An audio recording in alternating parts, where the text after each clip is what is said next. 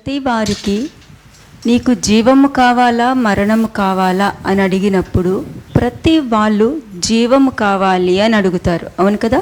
When you ask somebody, what do you want to choose, life or death? మంచి Everybody would say కావాలా we want చెడు life. కావాలా అని అడిగినప్పుడు నాకు మంచే కావాలి అని అడుగుతారు. If you give them a choice, would you like to have good or bad? Everybody will say we like to have good in their lives. అలాగే క్రీస్తులో 3 సీలు ఉంటాయి. It's the alphabet C. First C వచ్చి choice. The first C is choice. ఇప్పుడు నేను చెప్పాను కదా, మీకు ఏది కావాలి, మేలు కావాలా కీడు కావాలా అన్నప్పుడు నాకు మేలే కావాలి అని అంటారు. చూసారా, అది శ్రేష్టమైనది, మీరు ఎంచుకుంటున్న మార్గము.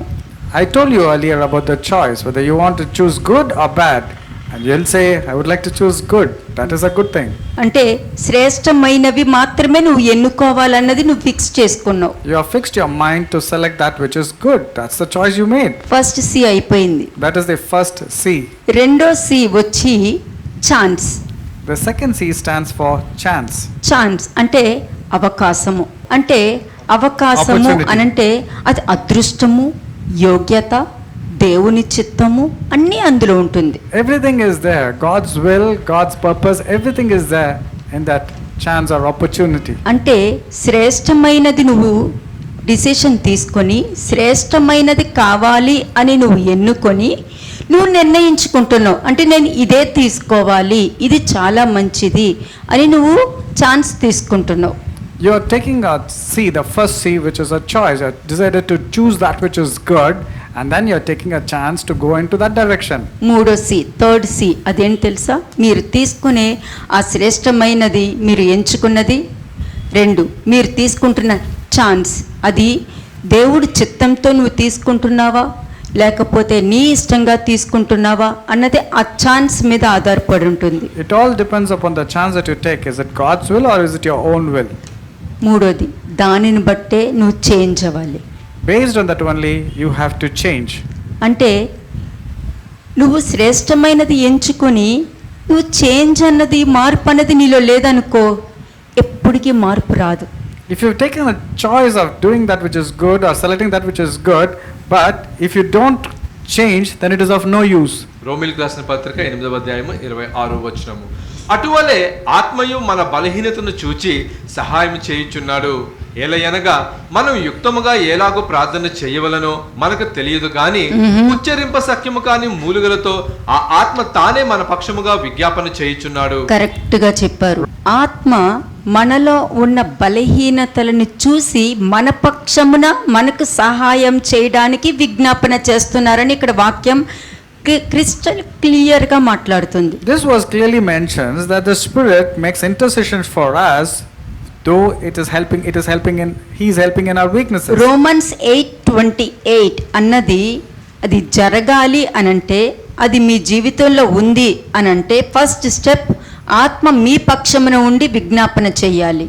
If you know Romans 8:28 has to happen in your life, that means the Spirit should intercede on your behalf. మన బలహీనతను చూసి సహాయం చేస్తారు అంటే ఎవరికి చేస్తారు? When it comes to helping in our weaknesses, what does it mean? బలహీనతలు ప్రతి మనిషిలోనూ ఉంటాయి. Now the weaknesses will be there in every human being. కానీ మార్చుకోవాలి అన్న మనస్తత్వం ఉంటుంది చూసారా, వారి పక్షమున ఆత్మ విజ్ఞాపన చేయడం జరుగుతుంది. But those who are willing to change, the Spirit of the Lord helps in their weaknesses to overcome. అది జరిగేది మీకు తెలియదు. And you don't even know that He's helping. కానీ you. మీరు చక్కగా వాక్యం వింటారు, ఇంటికి వెళ్ళిన తర్వాత అయ్యో నా బలహీనత నాకు తెలియదు కదా, కానీ నేనైతే మారాలనుకుంటున్నాను, ఎట్లాగా నువ్వు అనుకుంటావు. కానీ నువ్వు తీసుకున్న నిర్ణయం, చాయిస్, శ్రేష్టమైన మార్గము నువ్వు నిర్ణయించుకుంటావు చూసావా, ఆ నిర్ణయించుకునే ఆ శ్రేష్టమైన మార్గం నీ పక్షమున నుంచుని, నీ పక్షమున కూర్చొని నువ్వు ప్రార్థన చేయకపోయినాను ఆ ప్రార్థన అన్నది పరిశుద్ధాత్మ నీ పక్షమున విజ్ఞాపన చేస్తూ ఉంటారు. Since you have made the right choice and you are willing to change yourself, then without your knowledge, the Spirit of the Lord will come, help in your weaknesses and intercede on your behalf. దేవుడి సంకల్పం ఏంటంటే నువ్వు ఎంచుకున్న మార్గం, మొట్ట మొట్టమొదట నువ్వు ఏ మార్గం ఎంచుకున్నావు ఆ మార్గం మీద నువ్వు స్టిక్ అవ్వు, అంతవరకే. మిగతాది ఆత్మ నీ పక్షం నుండి విజ్ఞాపన చేస్తారు. The purpose of God is this in your life, that you stick to the change that you have decided to go, and then the purpose will be fulfilled. ఎవరు నిలబడగలుగుతారు? Who will be in a position to stand for? దేవుడు ప్రేమించువారు తీసుకున్న నిర్ణయం మీద నిలబడగలుగుతారు. It is only those people who are loving God will be in a position to stand according to His purpose. వారి పక్షమున పరిశుద్ధాత్మ విజ్ఞాపన చేస్తారు. వాళ్ళకి తెలీదు. And these people, the help will come from the Holy Spirit, and they don't even know the help is coming from Him. ఎంచుకున్నవి అన్ని శ్రేష్టమైనవే. But whatever you have selected, whatever choices you made, they were all very good in nature. ఆ శ్రేష్టమైనదే chance గా తీసుకుంటారు. And the ones that have made a choice, they take it as a chance or an opportunity. Change, మార్పు అన్న దగ్గర fail అవుతూ ఉంటారు. ఎందుకంటే ఈ ఈగో ఒప్పుకోదు, ఈ శరీరం ఒప్పుకోదు. But when it comes to the transformation or the renewing or the change of the mind, your ego comes as a stumbling block. It will not allow you to change. ఈ శరీరము తన దృష్టికి అనుకూలమైన విషయాల కోసం ఎతుక్కుంటుంది, కానీ దేవుని దృష్టికి అనుకూలమైన విషయాల్ని ఎన్నుకోదు. కాబట్టి ఆ మార్పు అన్నది రాకుండా ఉండటం The జరుగుతుంది. reasons why there is no transformation is because this body or the mind seeks for the earthly things and seeking the satisfy the ego, not for spiritual things or things above. యుక్తంగా ప్రార్థన చేయడం అంటే చూడాలంటే 1 John 5:14 చూడండి. Let's go to 1 John chapter 5 verse 14 to see what it means to pray rightly. ఆయనను బట్టి మనకు కలిగిన ధైర్యం ఏదనగా, ఆయన చిత్తానుసారముగా మనము ఏమి అడిగినను ఆయన మన మనవి ఆలకించుననుదియే. ఒక్కసారి నువ్వు కూర్చుని ఆలోచించిన నీ ఆలోచన తప్పక దాని మీద దేవుని వెలుగు వచ్చి అది తప్పక జరగాలంటే ఈ మార్పు నీలో ఉండాలి. There is no options over here, there are no choices over here, but except that you have to pray according to His will. Only then He will hear you. దేవుని ప్రేమించు వారికి అన్నారు కదా, దేవుడు ప్రేమించువారు శ్రేష్టమైనవి ఎంచుకుంటారు. ఆ ఎంచుకొని దాని మీద నిలబడాలని ఇష్టపడతారు. నిలబడి దాన్ని ప్రాక్టికల్గా జరిగించుకుంటూ వెళ్తారు. కాబట్టి దేవుడి సంకల్పము మీ మీద పని జరిగిస్తుంది. నువ్వు వద్దన్నా జరిగిస్తుంది, నువ్వు బయటికి గెంటినా జరిగిస్తుంది. Romans 8:28 talks about to those who love God. Those who love God will take the right choices of their life and take the right chances, and willingnessly they will change their mind. And to these people, God's perfect plan and God's purpose will be accomplished in these people's life. దేవుడు ప్రేమించేవారు ఎంచుకునేది first వాళ్ళు ఎలా check చేసుకుంటుందంటే, నేను శ్రేష్టమైనవి ఎంచుకుంటున్నాను, దాని మీద నేను నిలబడుతున్నానా. The people who say that they love God will only take the right choices of their life and then think about themselves. Am I taking the right decisions of my life and walking and abiding in it? దాని మీద నువ్వు నిలబడ్డావు అనుకో, నువ్వు చేసే ప్రతి పని న్యాయంగా ఉంటుంది, సత్యంగానే ఉంటుంది, దేవుడి చిత్తంలోనే ఉంటుంది. దేవుడి చిత్తంతో నువ్వు వెళ్తావు, దేవుడి చిత్తంతోనే నువ్వు తింటావు, దేవుడి చిత్తంతోనే సమస్తము నువ్వు పొందుకుంటావు. Then you will only do God's perfect will and walk in whatever God has instructed you, and when you pray, the light will shine upon your paths. ఎవరు వీరు? దేవుని ప్రేమించు వారికి అనగా అనగా అనగా అనగనగా అనగా ఆ అనగా గురించి మీతో చెప్తున్నాను ఇప్పుడు. I'm talking about the emphasis in Romans chapter 8:29, which talks about those.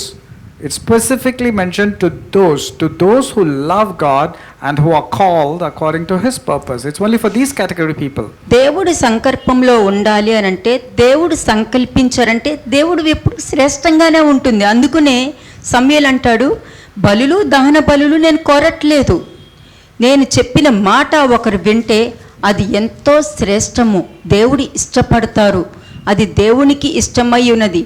బలులు దహన బలులు నేను కోరట్లేదు, ఆయన మాట వింటే శ్రేష్టము అన్నారంటే ఆ శ్రేష్టము అన్న దాంట్లో ఎంచుకుంటారు. చూసారా, వాళ్ళే అనగా అన్న దాంట్లో ఉంటారు. It is not in sacrifices of burnt offerings that God is well pleased with. Obedience is better than sacrifice. So if you have to fit into the God's perfect plan, your call should be in obedience. రోమిల్కి రాసిన పత్రిక 8వ అధ్యాయము 27వ వచనము.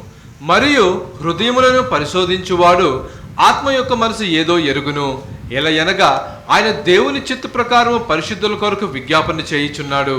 Romans 8 verse 27, and he who searches the hearts knows what the mind of the Spirit is, because he makes intercession for the saints according to the will of God.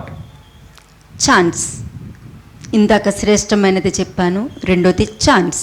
Chance అంటే నువ్వు decision తీసుకున్నావు కాబట్టి దేవుడు నీ హృదయాన్ని పరిశీలించడం జరుగుతుంది. Since you have taken a decision, the Lord God is examining your heart. మరియు హృదయములను పరిశోధించువాడు ఆత్మ యొక్క మనస్సు ఏదో ఎరుగును. ఇది మర్చిపోకండి. Now he who searches the hearts knows what the mind of the Spirit is.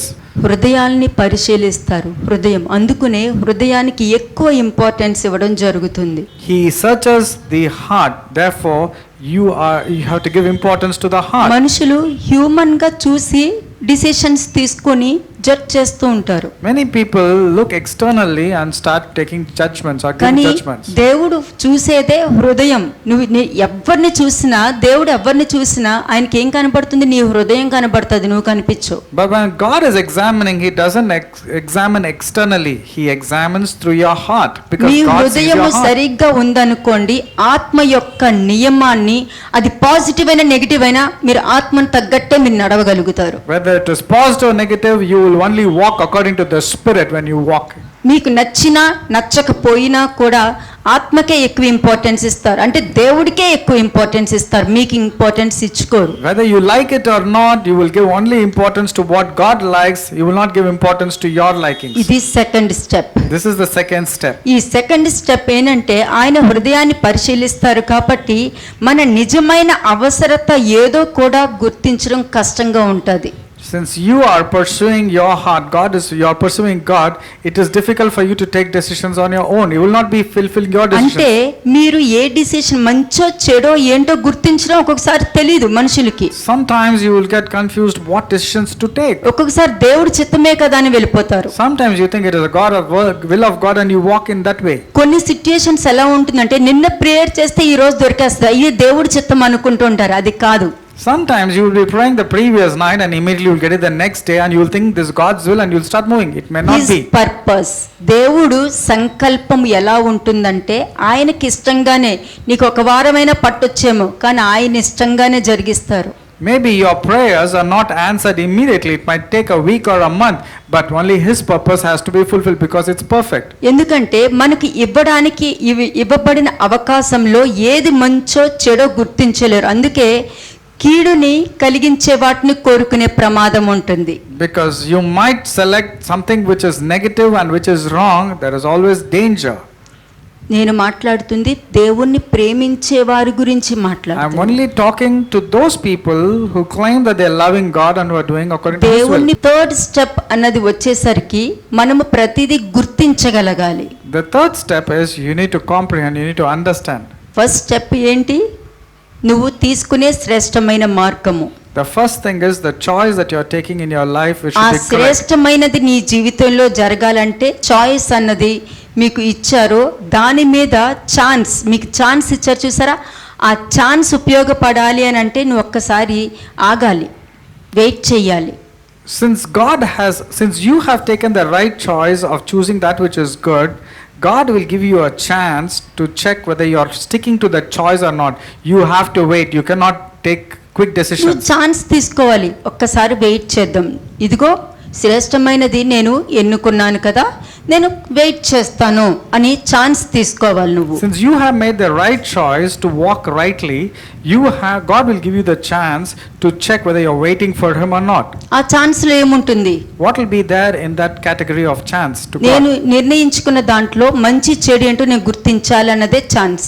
Then when the decision that you have taken, whether it is right or wrong, that is waiting upon the Lord, a chance that you are giving to God. మనకు దేవుడు ఇచ్చే అవకాశంలో అందులో ఏది మంచి ఉందో చెడు ఉందో మనం గుర్తించాలి, అది chance.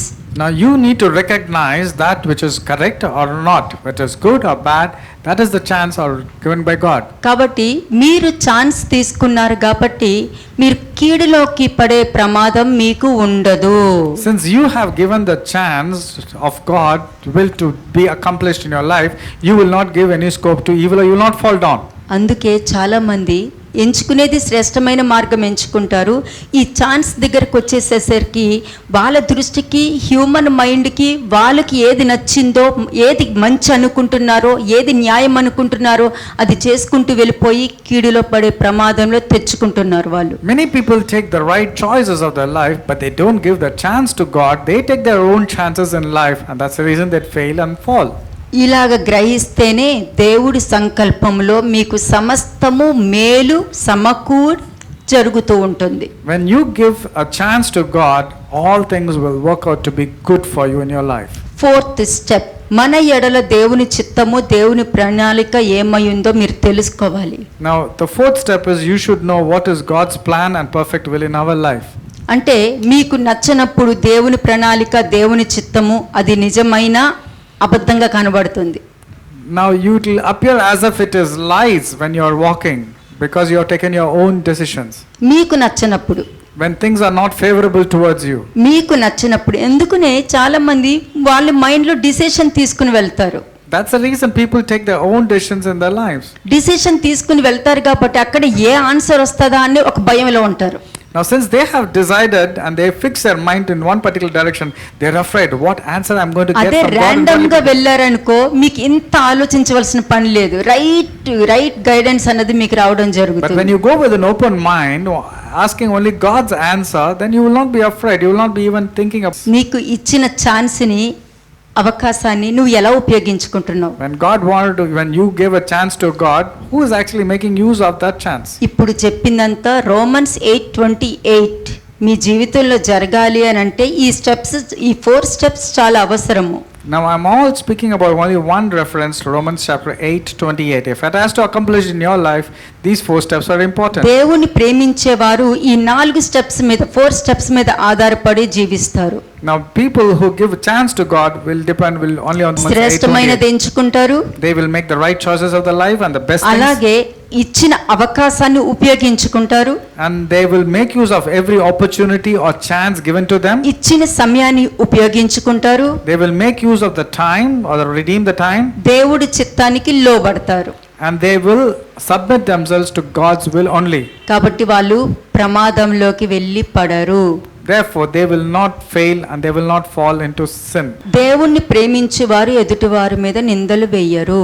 People who love God, this is your thing to think about. You will not blame others. నేను చెప్పాను చూసారా, ఛాన్స్.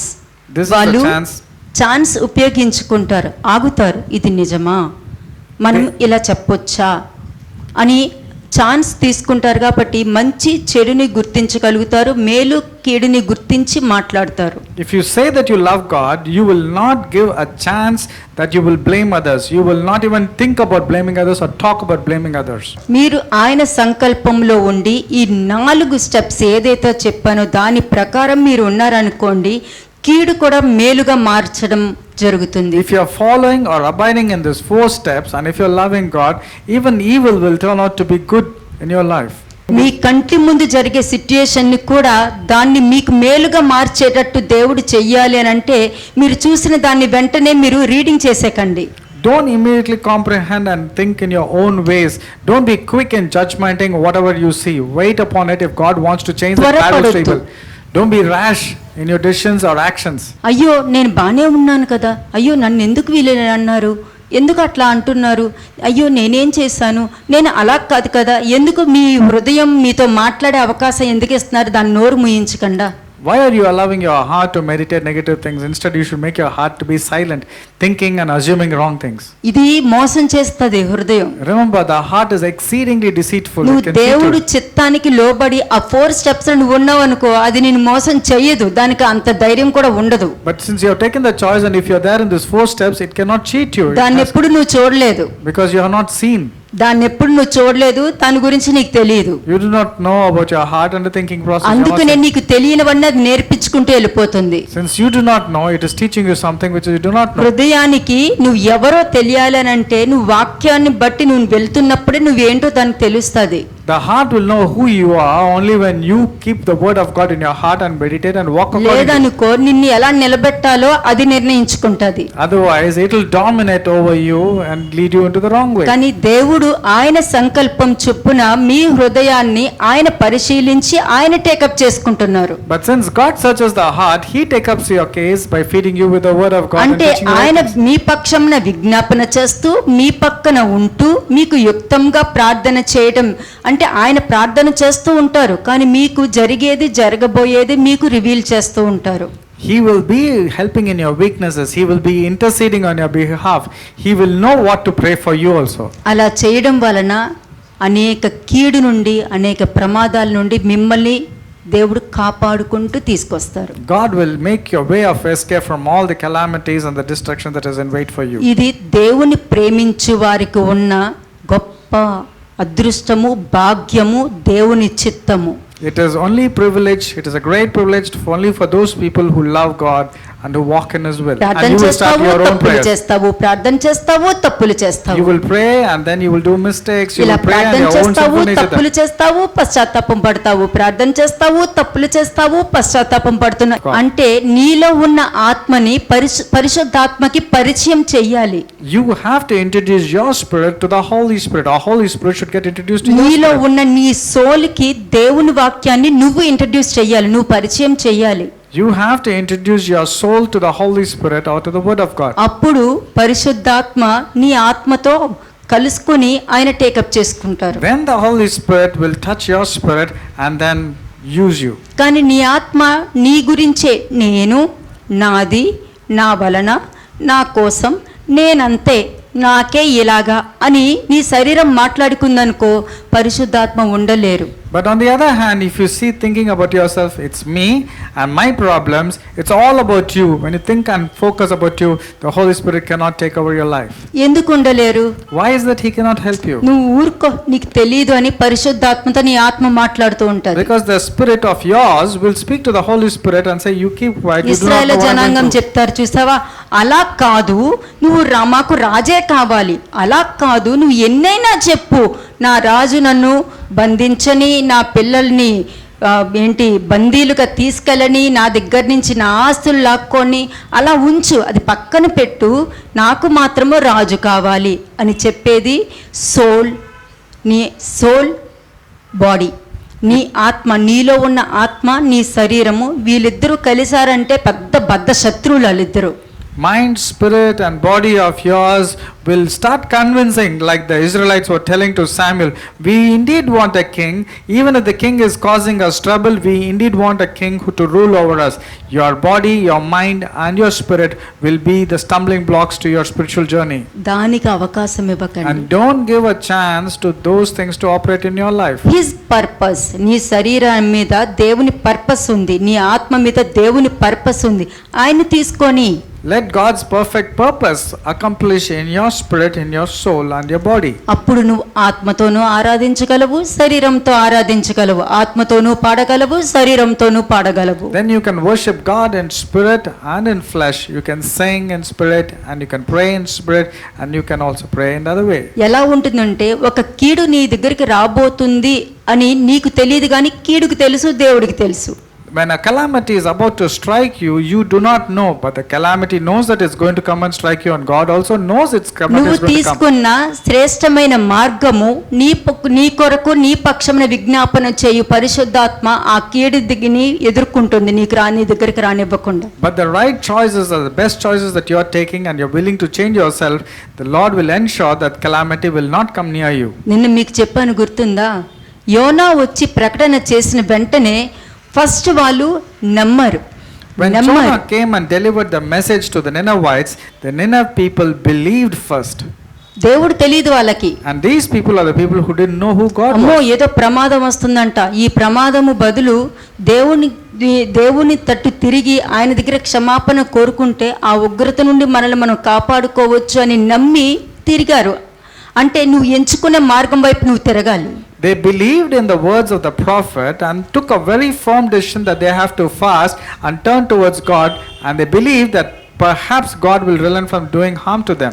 సెకండ్ పాయింట్ ఎవరిని ఏర్పరచుకొని నో ఎవరిని ఏర్పరచుకొనెనో, those who are chosen, this specifically talks about those who are being chosen by God. ఇక్కడి నుంచి చేంజ్కి అవకాశం దొరుకుతుంది. రూపాంతరం పొందటానికి, మార్చుకోవడానికి అవకాశం స్టార్ట్ అవుతుంది. To these people who know that they have been chosen, they were willing to change their mind. దేవుడు ఒకరిని ఏర్పరచుకున్నారంటే వారిని చూడకుండానే వారిని ముందే ఆయన ఎరుగుదురు. Even before God, when God has chosen you, He knows well in advance at what state you are going to lead Him to. అటువంటి వారికి సహాయం చేస్తూ ఆయన ఏర్పరిచిన స్థలంలోనికి ఆయన తెచ్చి పెట్టుకుంటారు. Slowly He will mold and transform that person and move this person according to His perfect plan and will and to His place. అలాగనే శిష్యుల్ని పిలిచారు. That's how He called on the disciples. చూడండి, రోమన్స్ 8:29-30. రోమిల్కి రాసిన పత్రిక 8వ అధ్యాయము 29-30 వచనంలో, Romans chapter 8 versus 29 and 30. ఎందుకనగా తన కుమారుడు అనేక సహోదరులలో జ్యేష్ఠుడగునట్లు దేవుడు ఎవరిని ముందు ఎరుగునో వారు తన కుమారునితో సారూప్యము గలవారవుటకు వారిని ముందుగా నిర్ణయించెను. ఇది ముందుగా నిర్ణయిస్తేనే అటువంటి వారికి మాత్రమే ఇటువంటి ఉపదేశం నచ్చుతుంది. అటువంటి వారే, ఎందుకంటే నా గొర్రెలు నా స్వరము వినును, వారు నా వారు, నా మాట వింటారు, నా వెనకాలే వస్తారు, నేను చెప్పింది వింటారు, ఎందుకంటే వారు నన్ను ఎరుగుదురు అని లేఖనం చెప్తుంది. Romans 8:29 talks about, for God knew His people in advance and He chose them to become like His Son, so that His Son would be the firstborn among many brothers and sisters. My sheep hear my voice. This is what the shepherd is telling. And that sheep will only obey to the master's voice or the shepherd's voice and walk according to whatever the shepherd tells. ఎవరిని ఎరుగునో వారిని నిర్ణయిస్తారు, ఎవరిని నిర్ణయించారో వాళ్ళనే పిలుస్తారు. Only to those people whom God knew in advance, only He chose them to become like His Son, so that His Son would be the firstborn like them. ఎవరిని పిలుస్తారో వారు మాత్రమే దేవుణ్ణి ప్రేమించగలుగుతారు, వారు మాత్రమే నిలబడగలుగుతారు, మిగతా వాళ్ళు ఉండలేరు. And those who are called by God, chosen by God, only those people will stick according to His purpose, not everybody. ఎవరిని ఎరుగునో వారిని నిర్ణయించి పిలిచి ఉంచుకుంటారు ఆయన. For whom He foreknew, He also predestined to be conformed to the ఎందుకంటే image of His Son. నీతిమంతులుగా చేయడానికి, నీతిమంతులుగా తీర్చడానికి. Because to make them righteous and to establish them in righteousness. ఎందుకంటే వాళ్ళు మాత్రమే దేవుని భాష అర్థం చేసుకోగలుగుతారు. Because only these people can understand God's వాళ్ళు words and మాత్రమే language. గద్దింపును కూడా ప్రేమగా రిసీవ్ చేసుకుంటారు, ఎందుకంటే దేవుని ప్రేమించువారు కదా వాళ్ళందరూ. Only these people will willingly take the rebuke or the punishment, because these are the ones who love God. కాబట్టి వాళ్ళనే దేవుడు నీతిమంతులుగా తీర్చి నీతిమంతులుగా చేసి వారిని మహిమపరుస్తారు. Because these are the people who are made righteous and who have been established in righteousness and be glorified also in future. John 17:22. యోహాను సువార్త 17వ అధ్యాయము 22వ వచనం. John chapter 17 verse 22. మనము ఏకమై ఉన్న లాగున వారును ఏకమై ఉండవలెనని నీవు నాకు అనుగ్రహించిన మహిమను నేను వారికి ఇచ్చితిని. John 17:22. And the glory which you gave me I have given them, that they may be one just as we are one. ఆ మహిమ మీ జీవితాన్ని వెలిగించడమే కాదు, పక్క వాళ్ళకి కూడా ఆ వెలుగు చూపిస్తూ ఆ కుటుంబాలను కూడా బాగు చేస్తుంది. That glory will not only give light to you, but it will also give light to your neighbors and the people surrounding you. 1 Corinthians 6:11. మొదటి కొరింథీయులకు రాసిన పత్రిక 6వ అధ్యాయము 11వ వచనము. 1 Corinthians chapter 6 verse 11.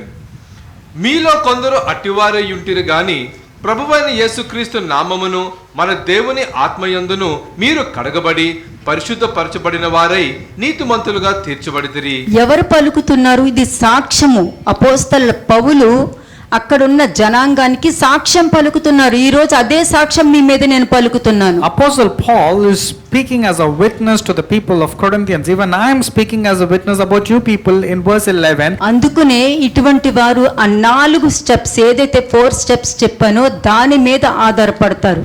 That's the reason people will depend only upon those 4 steps which I told you earlier. Matthew 20:22-21. మత్తయి సువార్త 20వ అధ్యాయము 21-22 వచనాలు. నీవు ఏమి కోరుచున్నావని ఆయనను అడిగెను. అందుకు ఆమె, నీ రాజ్యమందు ఈ నా 2 కుమారులలో ఒకడు నీ కుడివైపునను ఒకడు నీ ఎడమ వైపును కూర్చుండి సెలవిమ్మని ఆయనతో అనెను. అందుకు యేసు, మీరు ఏమి అడుగుచున్నారో అది మీకు తెలియదు. నేను త్రాగబోవు గిన్నెలోనిది మీరు త్రాగగలరా అని అడుగగా వాళ్ళు ఏమన్నారు? మేము త్రాగగలుగుతాం, మాకు తెలుసు. And Jesus said, you do not know what you ask. Are you able to drink the cup that I am about to drink and be baptized? They said to him, we are able to do that. ఇదేనండి ప్రతి వాళ్ళు చేసే తప్పు. నాకు తెలుసు, నేను చేయగలుగుతాను, నువ్వు చెప్పనవసరం లేదు. నాకు తెలుసు నేను తప్పు చేస్తున్నానని నాకు తెలుసు, నువ్వు చెప్పనవసరం లేదు, నేను చెప్తున్నాను కదా. Many people are like this. బోధించొద్దు, నాకు ఇష్టంగా నన్ను వదిలేయండి. They will say, you don't find fault with me. I know about my this one and all. You don't have to preach me, don't have to tell me. ఎందుకు వచ్చి ఆమె అడిగింది తెలుసా? You know why the mother of Zebedee came and mother of these children came and asked? ఈయన శిలువ మరణం గురించి చెప్పుకుంటూ వెళ్తున్నారు కదా. Since the Lord was talking about his crucifixion and resurrection, దాని గురించి చెప్పకుండా నా ఇద్దరు పిల్లలకి నువ్వు ఏ స్థానం ఇస్తున్నావు అని ఈ లోకానికి సంబంధించిన అధికారం గురించి, అధికారం ఆశించటం, వాక్యం చెప్పగలను అనుకుని స్టేట్మెంట్ ఇవ్వడం, ఇవి రెండు కూడా ఇందులో కనబడుతుంది. you can find many people having the desirous nature of having political power in churches and the ability and the desire to preach. అక్కడ దేవుడి వాక్యం ఏమవుతుంది? What will happen to the word of God there? సంఘము అంటే దేవుని యొక్క వాక్యము. The church implies the word of God. నాకు సంఘము అంటే ఒక్క మనిషి నాకు సంఘంతో సమానము. If you ask me, every single person is equal to a church. ఒక భార్య నాకు సంఘము, ఒక భర్త నాకు సంఘము. కానీ భార్య భర్తలు ఏమనుకోవాలి? నేను, నా భర్త, నా పిల్లలు, దేవుడు, మేము సంఘము అని అనుకోవాలి. Every person is a church for me, but every woman or every husband will say, my church is my husband, my wife and my children. అటువంటి సంఘము ఈ CCC ఏదైతే చెప్పానో శ్రేష్టమైనవి, మీరు తీసుకునే నిర్ణయించుకొని దాని ప్రకారం నడవడము, ఈ మూడు కూడా ఆ సంఘములాగా కట్టబడారనుకోండి, పాతాళ లోక ద్వారములు వారి ముందు నిలవలేవు. When this mini church, which is a family, is taking a decision about these 3 C's which I was mentioning about, that making the right choice, giving chance to the God and willingly change to God, then the gates of hell shall not prevail against this family. నువ్వు వాక్యంలో ఉంటే, If you are there in the word of నువ్వు God, ఆయన purpose లో ఉన్నావని, నువ్వు శ్రేష్టమైనది నువ్వు ఎన్నుకుంటే, నీకెప్పుడు కూడా నీ భార్య ద్రాక్షవల్లిలాగా, నీ పిల్లలు ఒలీవ మొక్కల్లాగా ఉంటారు. వాళ్ళు ఎప్పుడు అందరికీ కూడా ఉపయోగపడే ఒక ఒలీవ మొక్కల వలె, ఒక మనుషులకు మందులాగా తయారవుతారు వాళ్ళందరూ. if you are there in the purpose of God and if you are chosen by God, your wife will be like a well-watered vineyard and your children like wild olive tree strong. దేవుడి వాక్యం ఏం చెప్తుంది? దుష్టులలో ఒక్కడైనను నశించడం నాకు ఇష్టం లేదు అని చెప్తుంటే, మీరే మీ ఇంటి వారికి శత్రువులాగా ఎందుకుంటారు? Now the word of God very clearly says that even the wicked should not perish. This is the plan of God. So why are you causing enmity within the family? ఎందుకు? అప్పుడు ఆ దేవుడు ప్రేమ అన్నది ఏమైపోయింది?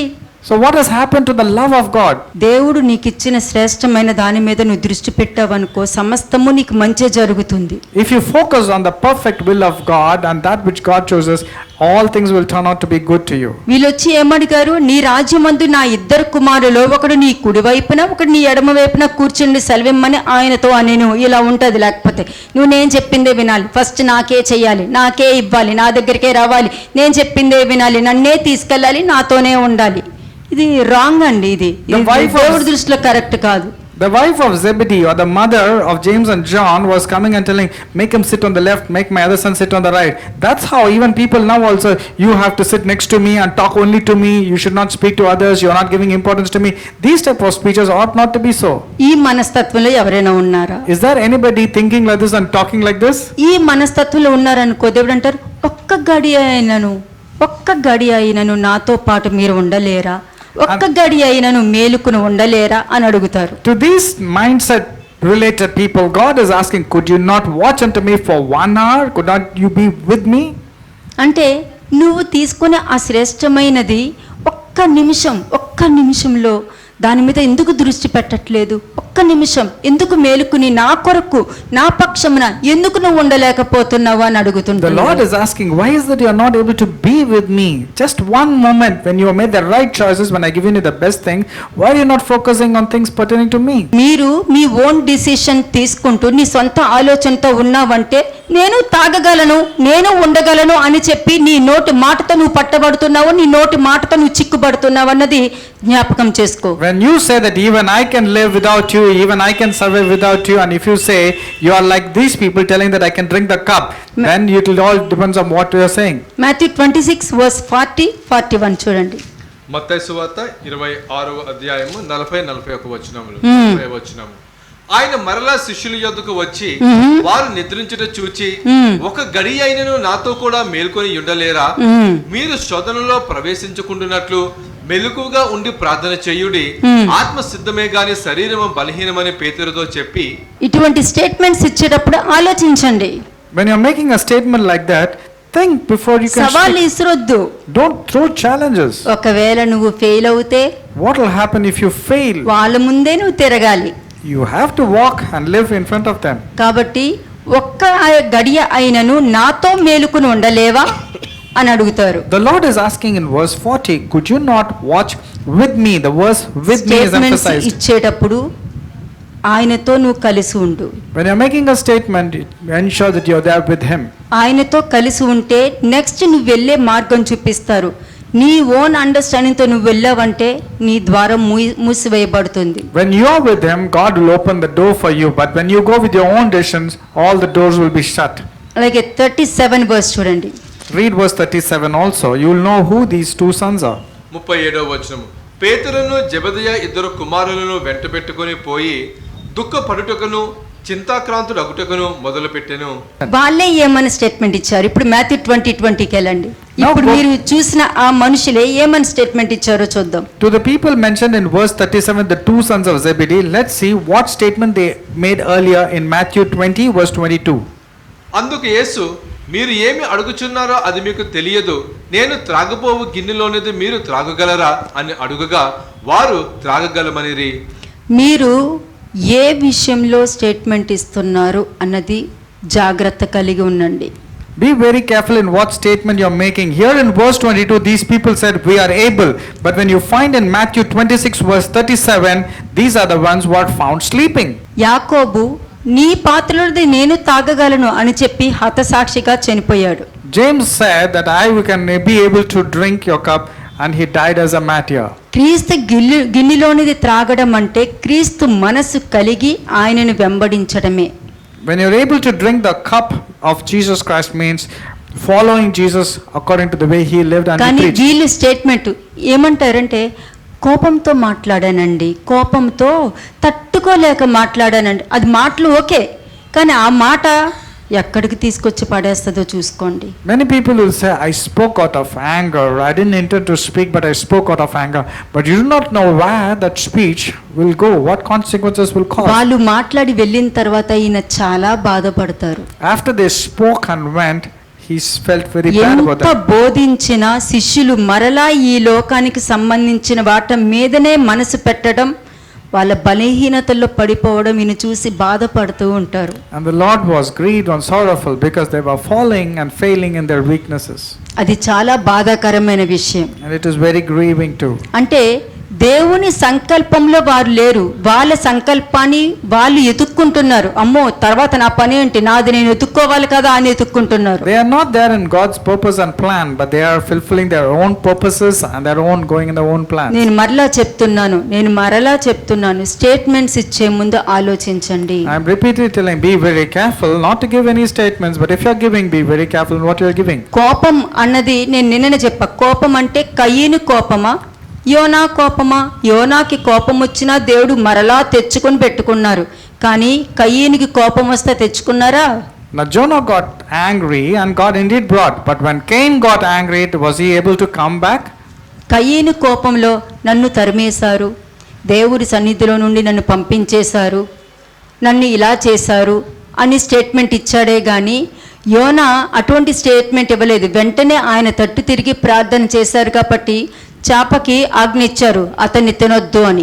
Cain was angry though he committed blunders and all, and he was telling God has chased me out of his presence, and he was only complaining and murmuring. Alage But when Matthew- Jonah repented, God did not allow that fish to devour Jonah. but Matthew saved him. 20:23-24 చూడండి. మత్తయి సువార్త 20వ అధ్యాయము 23-24 వచనం. Matthew chapter 20 versus 23 and 24. ఆయన, మీరు నా గిన్నెలోని త్రాగుదురు గాని నా కుడి వైపునను నా ఎడమ వైపునను కూర్చుని నిచ్చుట నా వశము లేదు. నా తండ్రి చేత ఎవరికి సిద్ధపరచబడెనో వారికే అది దొరుకునని చెప్పెను. ఆ స్టేట్మెంట్ ఎట్లా ఉంటుందంటే, మేము తాగలం, They made a rash statement telling that yes, we also can drink the me cup. గిన్నెలోది నేను తాగలుగుతాను, నా వల్ల అవుతుంది, నేను ఏదైనా చేయగలుగుతాను అని అంటారు. ఈ స్టేట్మెంట్ ఎప్పుడు అక్కడ తగ్గించుకునే గుణం కనిపించట్లేదు. There is no humility that we can see over here. It was a pure case of pride and arrogance displayed. అప్పుడు అన్నారు, మీరు నా గిన్నెలో తాగలొచ్చేమో, కానీ నా కుడి వైపున నా ఎడమ వైపున కూర్చుండట నా చేతిలో లేదు, నా తండ్రి చేతిలో ఉంది అని అంటారు. But the Lord Jesus Christ said, yes, indeed, you will drink my cup. He was emphasizing that you will drink my cup. But sitting besides the left and right is not in my hands, it's in the hands of the Father. చూసారా, తండ్రి ఇచ్చిన ఆజ్ఞలో ఒకటి కలపలేదు ఆయన. See, Lord Jesus Christ did not manipulate or mix the word. He only said what God spoke. వాక్యాన్ని twist చేయలేదు ఆయన. He did not twist the word of God. కాబట్టి నా చేతిలో లేదు, ఆయన చేతిలో ఉంది అని చెప్పారు. He simply said, it's not in my hand, it's in the hand of the Father. కాబట్టి ఆయన చేతిలో ఉన్నవారు, ఆయన పర్పస్ లో ఉన్నవారు, ఈ 4 స్టెప్స్ పాటించేవారు ఈ విధంగా ప్రవర్తించరు, ఈ విధమైన statements ఇచ్చుకోరు. So therefore, those people who are in the purpose of God, who following these 4 steps, will not speak like this. Next verse చూడండి, 24. 24వ వచనం. Verse 24. తక్కిన 10 మంది శిష్యులు ఈ మాట విని ఆ ఇద్దరు సహోదరుల మీద కోపపడిరి. And when 26th verse. 26వ వచనం. After 24, go to verse 26. మీలో అలాగుండకూడదు, మీలో ఎవడు గొప్పవాడై ఉండగోరెనో వాడు మీ పరిచారకుడై ఉండవలెను. నెక్స్ట్, మీలో ఎవడు ముఖ్యుడై ఉండగోరునో వాడు మీ దాసుడై ఉండవలెను. అలాగే మనుష్య కుమారుడు పరిచారము చేయించుకొనుటకు రాలేదు గాని పరిచారము చేయుటకును అనేకులకు ప్రతిగా విమోచన క్రయధనముగా తన ప్రాణమును ఇచ్చుటకును వచ్చానని చెప్పాను. అంటే అక్కడున్న శిష్యులందరూ వెళ్ళి, ఇది తప్పు కదా, నువ్వు ఎందుకు ఇట్లా ప్రవర్తించారని అన్నారే గాని, నాకు తెలుసు బ్రదర్ మీరు ఈ కష్టం అనుభవిస్తున్నారని, మరి ఏం చేస్తాం, మరి అంతే, ఇంకా మాకైతే తప్పదు, మేము వెళ్ళాలి బ్రదర్ అంటే ఇటువంటి స్టేట్మెంట్స్ ఇస్తున్నారంటే వాళ్ళు పాలభాగస్తులు అవుతున్నారు అని అర్థం. You are partaking and you the people sin when you are also agreeing to whatever they say. కానీ వీళ్ళు ఏం చేశారు, గద్దించారు, తప్పు, నువ్వు ఎలాగెలా మాట్లాడుతున్నావు, తప్పు, ఇది దేవుడి దృష్టిలో కరెక్ట్ కాదు, ఎందుకు నీ మైండ్ ఎందుకు మారిపోయింది, ఎందుకు ఇలా ఆలోచిస్తున్నావు, ఒక్కసారి ఆలోచించుకో, ఒక్కసారి నువ్వు ఆలోచించుకో అని వాళ్ళకి అడ్వైజ్ ఇవ్వడం మొదలు పెట్టారు. And they were giving advice. It is wrong to speak like this. This is not the right way which God wants you to speak. అందుకని అన్నారు, అలాగా మీరు ఉండకూడదు. Therefore, you should not be like this people. దేవుడు సంకల్పంలో లేనివారు easy statements ఇచ్చుకుంటూ వెళ్తారు, క్విక్ డిసిషన్స్ తీసుకుంటారు. కానీ దేవుడు సంకల్పంలో ఉన్నవాళ్ళు ఆలోచిస్తారు. People who are not there in the purpose of God will make rash statements and they will really talk whatever their mind says. But those who are in the purpose of God will be very careful in what they're speaking. ఎవరు దేవుడు పక్షంగా ఉంటూ ఆ 4 స్టెప్స్లో వెళ్తున్నారో వాళ్ళందరూ నెగిటివ్ను కూడా పాజిటివ్గా receive చేసుకుంటూ వెళ్ళాలి. అది నెగిటివ్ అని కూడా కాదు, అంటే నెగిటివ్ని పాజిటివ్ అంటే నువ్వు నీ మేలు చేత నువ్వు కీడును జయిస్తున్నావు అక్కడ. Now those who are following these 4 steps and who are in the purpose of God will always convert even any negative situation into positive only. అందుకనే ఆయనతో సంబంధం లేని వారు ఇటువంటి statements ఇచ్చుకుంటారు. Those who do not belong to him will make rash statements like this. Ephesians 1:5. ఎఫెసీయులకు రాసిన పత్రిక 1వ అధ్యాయము 5వ వచనం. తన చిత్త ప్రకారమైన దయా సంకల్పము చొప్పున యేసుక్రీస్తు ద్వారా తనకు కుమారులుగా స్వీకరించుటకై మనల్ని ముందుగా తన కోసమే నిర్ణయించుకొనెను. నినవే పట్టణస్థులు ఎలా నమ్మారో మీరు అలా నమ్మితేనే మీరు భవిష్యత్తులో జరగబోయే గొప్ప కార్యాలని మీరు అనుభవించగలుగుతారు, ఆశీర్వదించబడగలుగుతారు. The people of Nineveh believed in the words of the prophet Jonah. So like you also, if you believe, you will be blessed.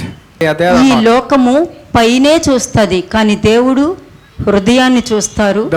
సత్యాన్ని చూస్తారు, నీతిని చూస్తారు. The world will see only external related thing or superficial thing, but God sees the heart and sees whether the person is walking in the word or not. అందుకనే situation వచ్చేటప్పుడు ఇటువంటి statements ఇచ్చే వారికి దేవుని చిత్తము కూడా వారి దృష్టికి సాతాను చిత్తంగా కనబడుతుంది. Now these people are not right. That's the reason God's plan and purpose also will appear to them as if it is from Satan. Colossians 1:15 and 16. Colossians chapter 1 verses 15 and 16. కొలొస్సీయులకు రాసిన పత్రిక మొదటి అధ్యాయము 15-16 వచనములు.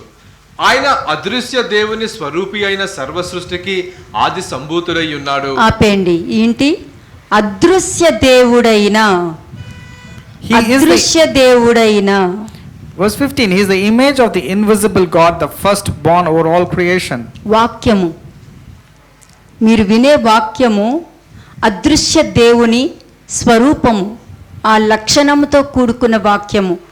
ఇది మీ హృదయంలోకి వెళ్ళి మీలో ఉన్న ప్రతి వ్యతిరేకతని, నెగిటివ్ని, పాపాన్ని, తప్పుని మిమ్మల్ని మీరు పరీక్షించుకునేది చేసేదే దేవుని యొక్క స్వరూపము. ఇది లేకుండా మీ ఈగోని సాటిస్ఫై చేసుకుని వచ్చే వాక్యము అది దేవుని నుంచి రాలేదు. ఎందుకంటే సాతాను కూడా 4-5 వాక్యాలు పట్టుకునే వచ్చింది. Now he is the image of the invisible God. Now all these things that is lurking inside you, your anger, your assumptions and everything has to be removed.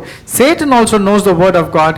With very few words he'll come and manipulate and cause deception. కాబట్టి సర్వ సృష్టికి ఆది సంపూర్ణుడై ఉన్న దేవుని సన్నిధిని మీరు అనుభవించాలి. You have to experience the presence of God. 16th verse చూడండి. 16వ వచనం. ఏలయనగా ఆకాశముందున్నవియు భూమి యందున్నవియు దృశ్యమైనవి గాని అదృశ్యమైనవి గాని అవి సింహాసములైనను ప్రభుత్వములైనను ప్రధానులైనను అధికారములైనను సర్వమును ఆయన యందు సృజింపబడెను. సర్వమును ఆయన ద్వారాను ఆయన బట్టి సృజింపబడెను. ఇది ప్రతి మనిషి తెలుసుకోవాలి. Everybody must know verse 16, for by him all things were created.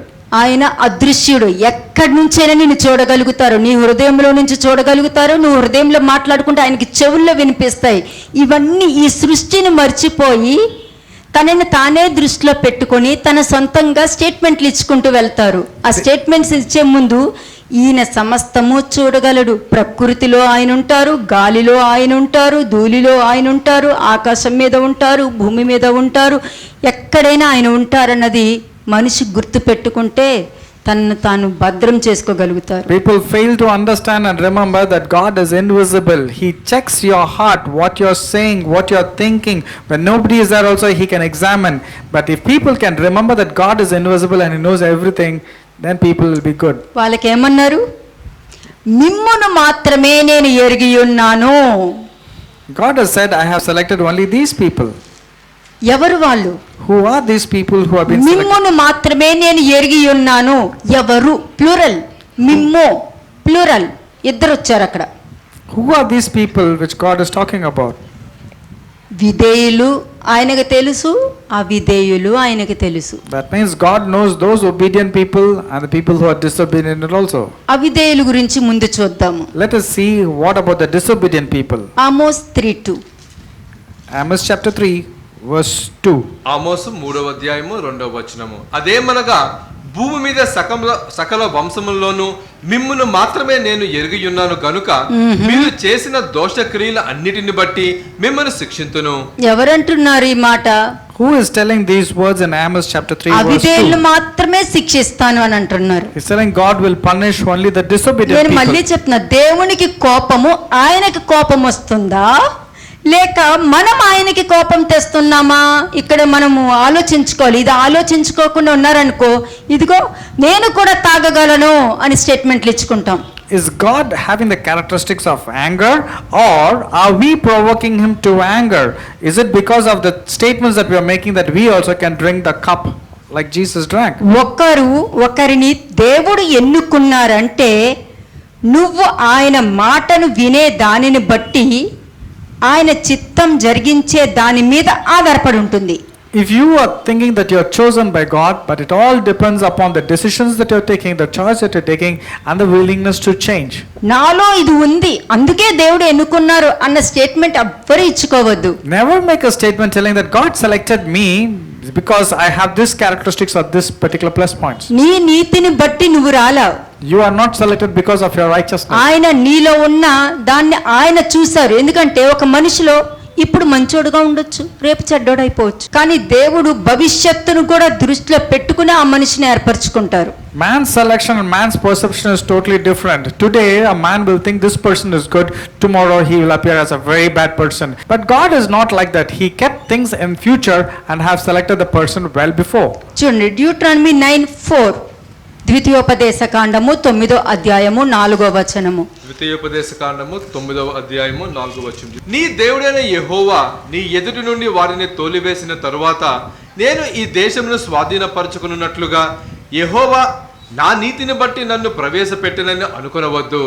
ఈ జనముల చెడుతనమును బట్టియే యెహోవా నీ ఎదుటి నుండి వారిని వెళ్ళగొట్టుచున్నాడు. అంటే నా నీతిని బట్టి వారిని నన్ను విడుదల చేశారు. నా వల్లనే నేను పెద్ద ప్రార్థన చేస్తాను కాబట్టి, నేను ఉపవాసంలో ఉంటాను కాబట్టి, నేను పెద్ద ప్రార్థన పరురాలని కాబట్టి, నేను దేవుణ్ణి చూస్తున్నాను కాబట్టి నా వలనే ఇది ఏర్పరిచారు, నా వల్లనే జరిగింది అని అనుకోవద్దు అని అంటున్నాను. Do not think in your heart that because of your prayers or because of your well-being that you are able to save or heal or deliver somebody. It's a very dangerous thing. నా వల్లనే వాళ్ళందరూ రక్షణలోకి వచ్చారు. నేను చెప్పడం వల్లే కదా వాళ్ళు వచ్చింది, లేకపోతే వాళ్ళు ఎక్కడికి రాగలుగుతారు. నేను ప్రార్థన చేయడమే వాళ్ళకి పరిశుద్ధాత్మ, లేకపోతే వాళ్ళకి పరిశుద్ధాత్మ. ఈ డైలాగ్సే దేవుడికి ఇష్టం ఉండదు. God does not like a haughty person who says it's because of me they are speaking in tongues, because of me their lives are so good like that, because of me they have been delivered. Never ever make statements like that. ఈ limits నీకు తెలియాలి. You should know your limits. నువ్వు ఉండొచ్చు కానీ నీ limits నీకు తెలియాలి. You can be, but you should know your limits. అపోస్తలుడు పౌలు అంటాడు, నాకు అన్నిటి మీద అధికారం ఉంది కానీ అన్ని క్షేమాభివృద్ధికరమైనవి కావు. Apostle Paul says, I have authority over everything, but not according to everything according to the will. ఇంకొక స్టేట్మెంట్ కూడా ఉంది, నాకు అన్నిటి మీద అధికారం ఉంది కానీ ఏవి నన్ను లోపరుచుకోలేవు. He says, I have authority everything, but I don't submit myself to anything. కాబట్టి దేవుడు ప్రతి వారిని ఎరిగి ఉన్నారు, అందరూ తెలుసు. God knows everybody and everybody knows God. మీరు ఇందాక చదివిన ఆ వాక్యం మీరు ఆమోస్ 3:2లో చూసారనుకోండి, ప్రతిదీ ఆ వంశానికి సంబంధించిన ప్రతి వాళ్ళు కూడా ఆయనకి తెలుసు. God knows all the families of the earth and their iniquities. చూడండి, డ్యూట్రానమీ 9:5.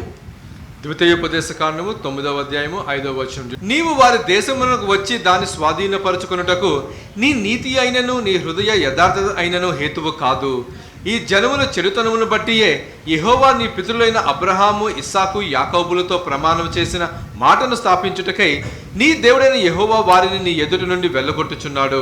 మీ నీతిని బట్టి కాదు, మీరు దేవునికి లోబడి ఉండటం వలన ఆయన సంకల్పంలోకి మీరు వచ్చి శ్రేష్టమైన మార్గము మీరు నిర్ణయించుకున్నారు కాబట్టి ఆయన నీతిలోనికి మిమ్మల్ని నడిపిస్తున్నారు. It's not because of your righteousness, because of the decisions that you made and the changes that you are willing to change. That's the reason you are fitting into God's righteousness. కానీ ఆ కాలంలో ఇశ్రాయేలు జనాంగాన్ని ఏమన్నారు తెలుసా? ఇవన్నీ నేర్పించుకుంటూ ఇవన్నీ చెప్పుకుంటూ అయినా కూడా మీరు లోబడని పిల్లలు అని అన్నారు. 6th verse చూడండి. In verse 6 you find God has called them and said, it's not because of your righteousness, for you are a stiff-necked people. 6వ వచనం, verse 6. మీరు లోబడినొల్లని వారు గనుక ఈ మంచి దేశమును స్వాధీనపరచుకొనున్నట్లు నీ దేవుడైన యెహోవా నీ నీతిని బట్టి నీకు ఇయ్యుడని నీవు తెలుసుకొనవలెను. దేవుని నీతి మీద నువ్వు ఆధారపడు అని అర్థం. That means you must depend on God's righteousness. చూడండి, Exodus 19 verse 5 and 6, నిర్గమ కాండము 19వ అధ్యాయము 5-6 వచనాలు. కాగా మీరు నా మాట శ్రద్ధగా విని నా నిబంధనను అనుసరించి నడిచిన ఎడల మీరు సమస్త దేశ జనులలో నాకు స్వకీయ సంపాద్యమగుదురు. సమస్త భూమియు నాదే గదా. మీరు నాకు యాజక రూపకమైన రాజ్యముగాను పరిశుద్ధమైన జనముగాను ఉందిరని చెప్పుము. నీవు ఇశ్రాయేలుతో పలకవలసిన మాటలు ఇవే అని చెప్పగా, అదే ఆ ఉపదేశమే ఆ మాటనే మీ దగ్గర తీసుకొచ్చి పెడుతుంది.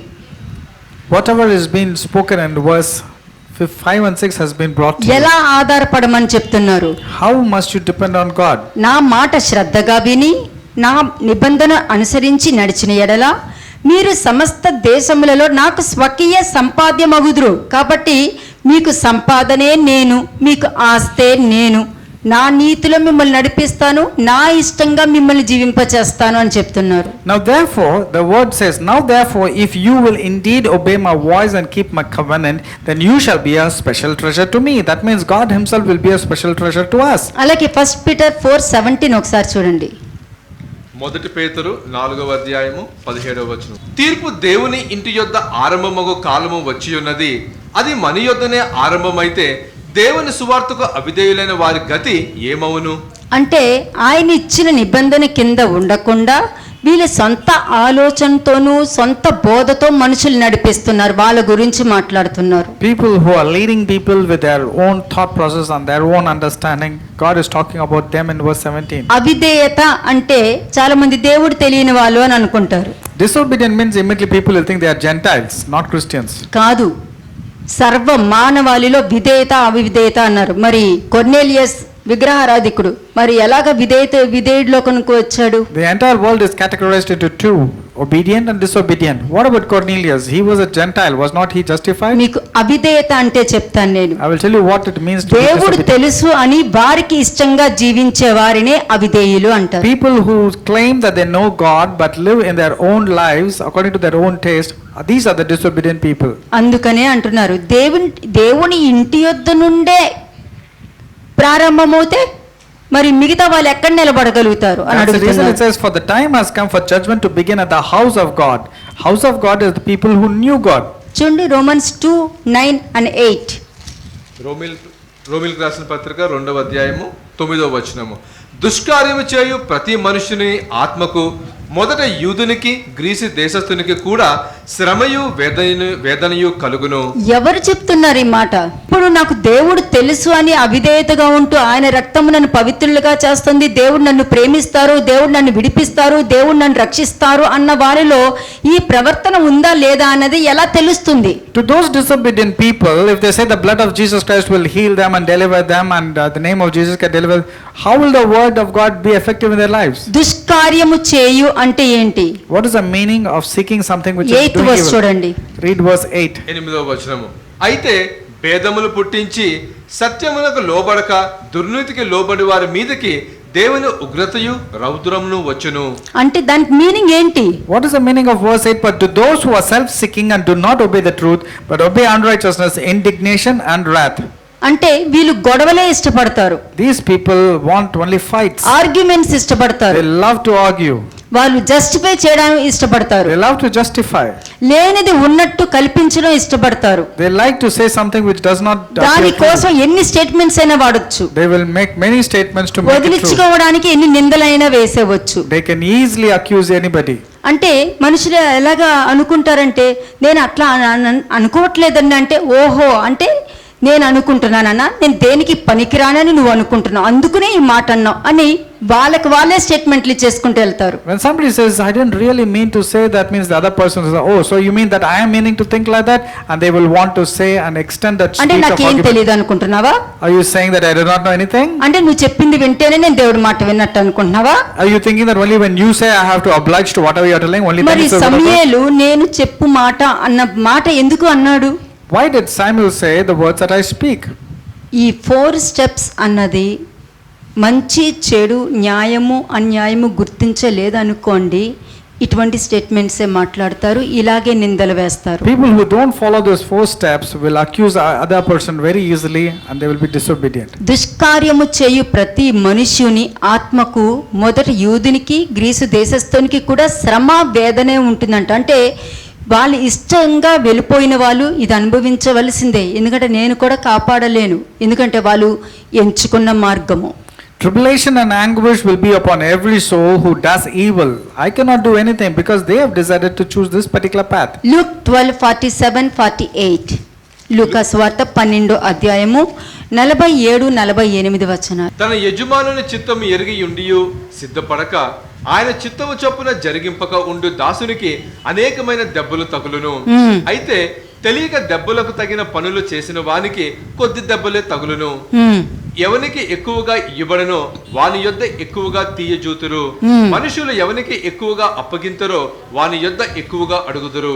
అంటే ఎవరికి ఎక్కువగా ఇవ్వబడనో వాని యొద్ద ఎక్కువగా తీయజూతురు అనంటే దానికి అర్థము దేవుడు ఒకరిని వాడుకోవాలని ఆయన ప్రణాళిక అన్నది ఉంచుతారు, కానీ అందులో వీరు లోబడలేరనుకోండి మొత్తం తీసేయడం జరుగుతుంది. God wants to fulfill his purpose to some people, but if they are disobedient, all the plans and purpose of God will be removed from that person. అది తీయడము ఏ విధంగా వారు ఆశీర్వదింపబడ్డారో మొత్తం అన్నీ కూడా తీసేసి ఎవరైతే నిలబడాలి అని డిసిషన్ తీసుకుంటారో అవన్నీ తీసుకెళ్లి వాళ్ళకి ఇవ్వడం జరుగుతుంది.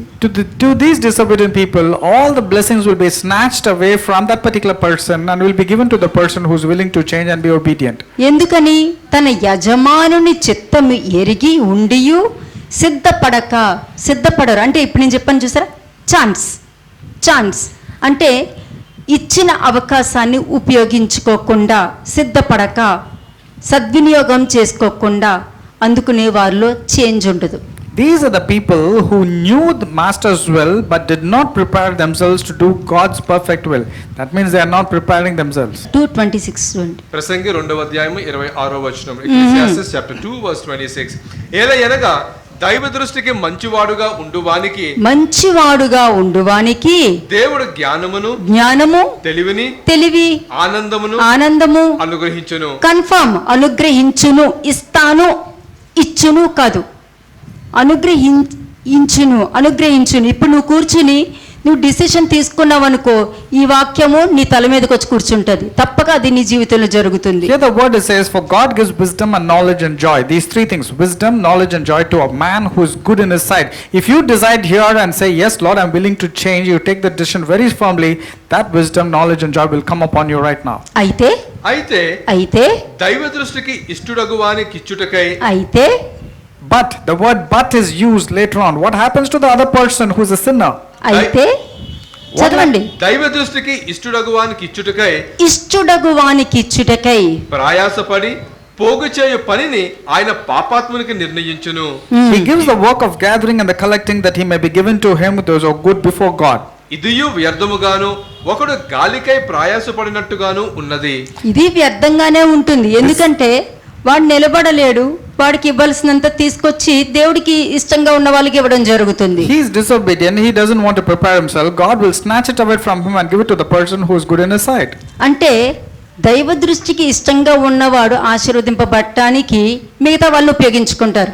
That means God will make use of those wicked people, gathering everything they will be doing, and it will be the blessings will come to the obedient person.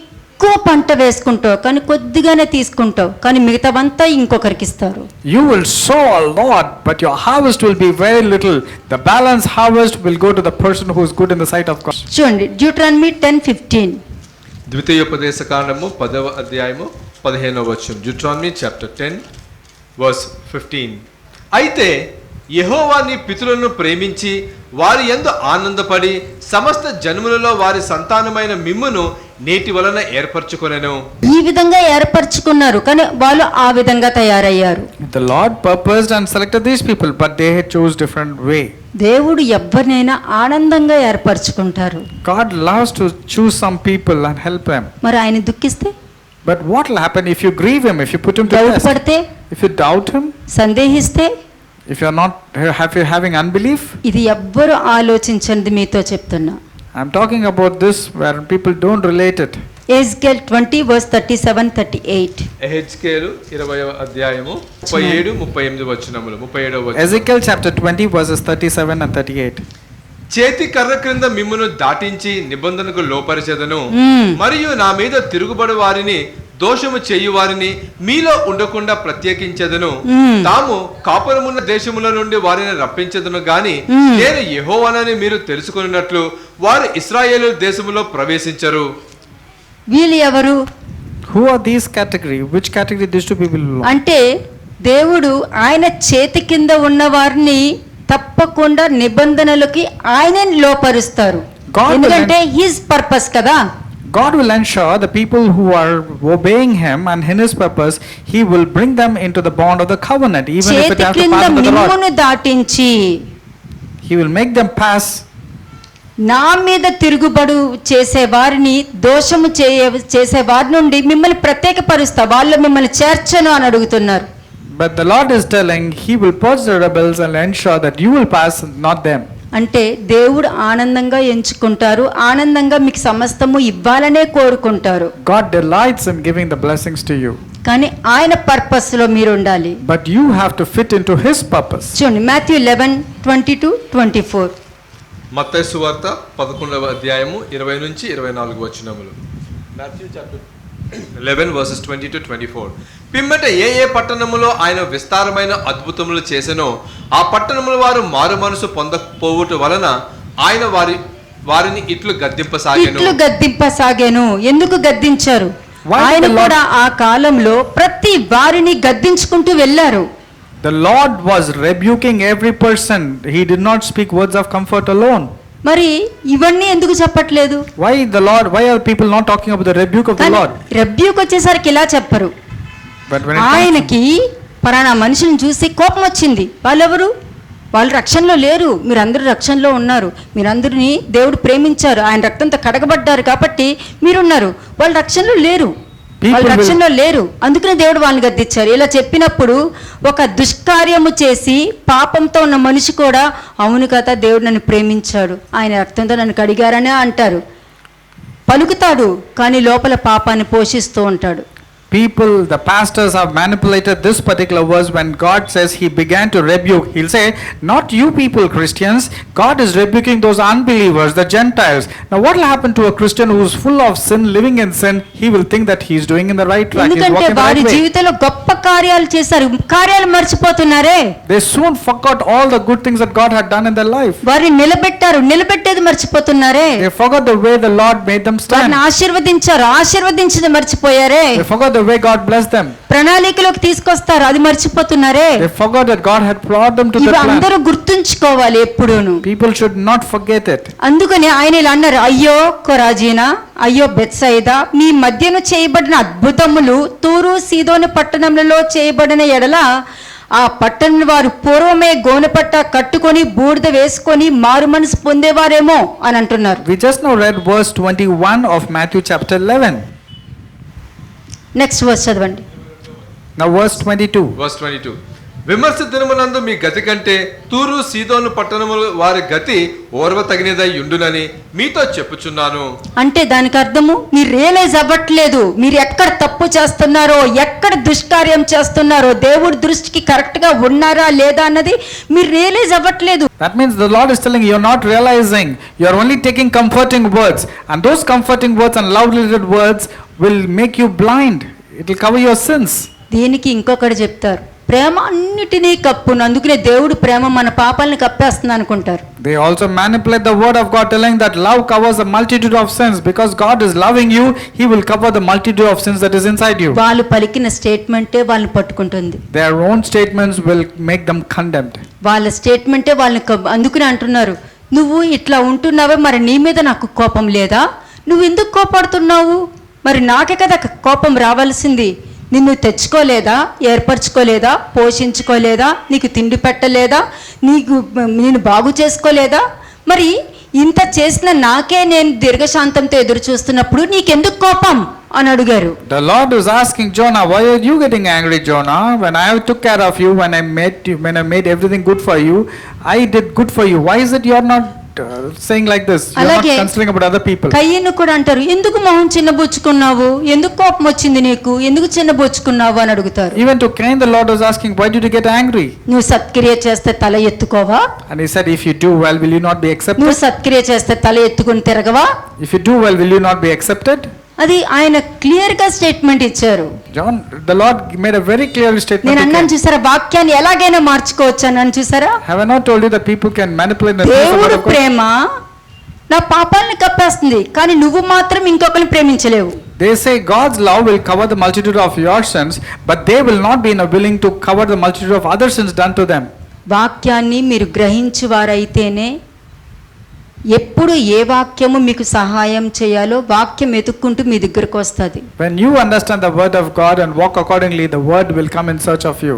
లేకపోతే వేరొకరు మీకు వాక్యం అందిస్తారు. Otherwise, there's another spiritual realm will feed you the word, which ఎలాగ is అందిస్తారు? manipulation. ఏది నువ్వు నాకు మొక్కు, ఈ దేశమంతా నీకు ఇచ్చేస్తా, నువ్వు నాకు మొక్కు అని వచ్చేస్తుంది ఆ వాక్యము. That word will come to you and says, just bow down before me and I will give you the things of this world. ఏది పైనుంచి దూకు, నీ పాదములకు రాయి కూడా తగలకుండా దేవదూతలు పట్టుకుంటారన్నారు కదా, పైనుంచి దూకు అని వాక్యం And వచ్చేస్తుంది. again the word will come, okay, jump from the top and I will ensure that angels will come and protect you. 23-24 versus చదవండమ్మా. 23-24 వచనములు. Verses 23 and 24. కపర్నహామా, ఆకాశము మట్టునకు హెచ్చింపబడిదవా, నీవు పాతాళము వరకు దిగిపోయేదవు.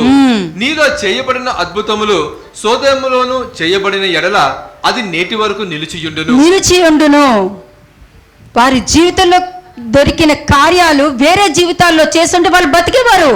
The Lord is telling, if the same works would have been done in this sinful city, they would have survived, they would have saved. అందుకనే సమయాన్ని waste చేసుకోవడం నాకు ఇష్టం లేదు. Therefore, I don't like to waste away the time.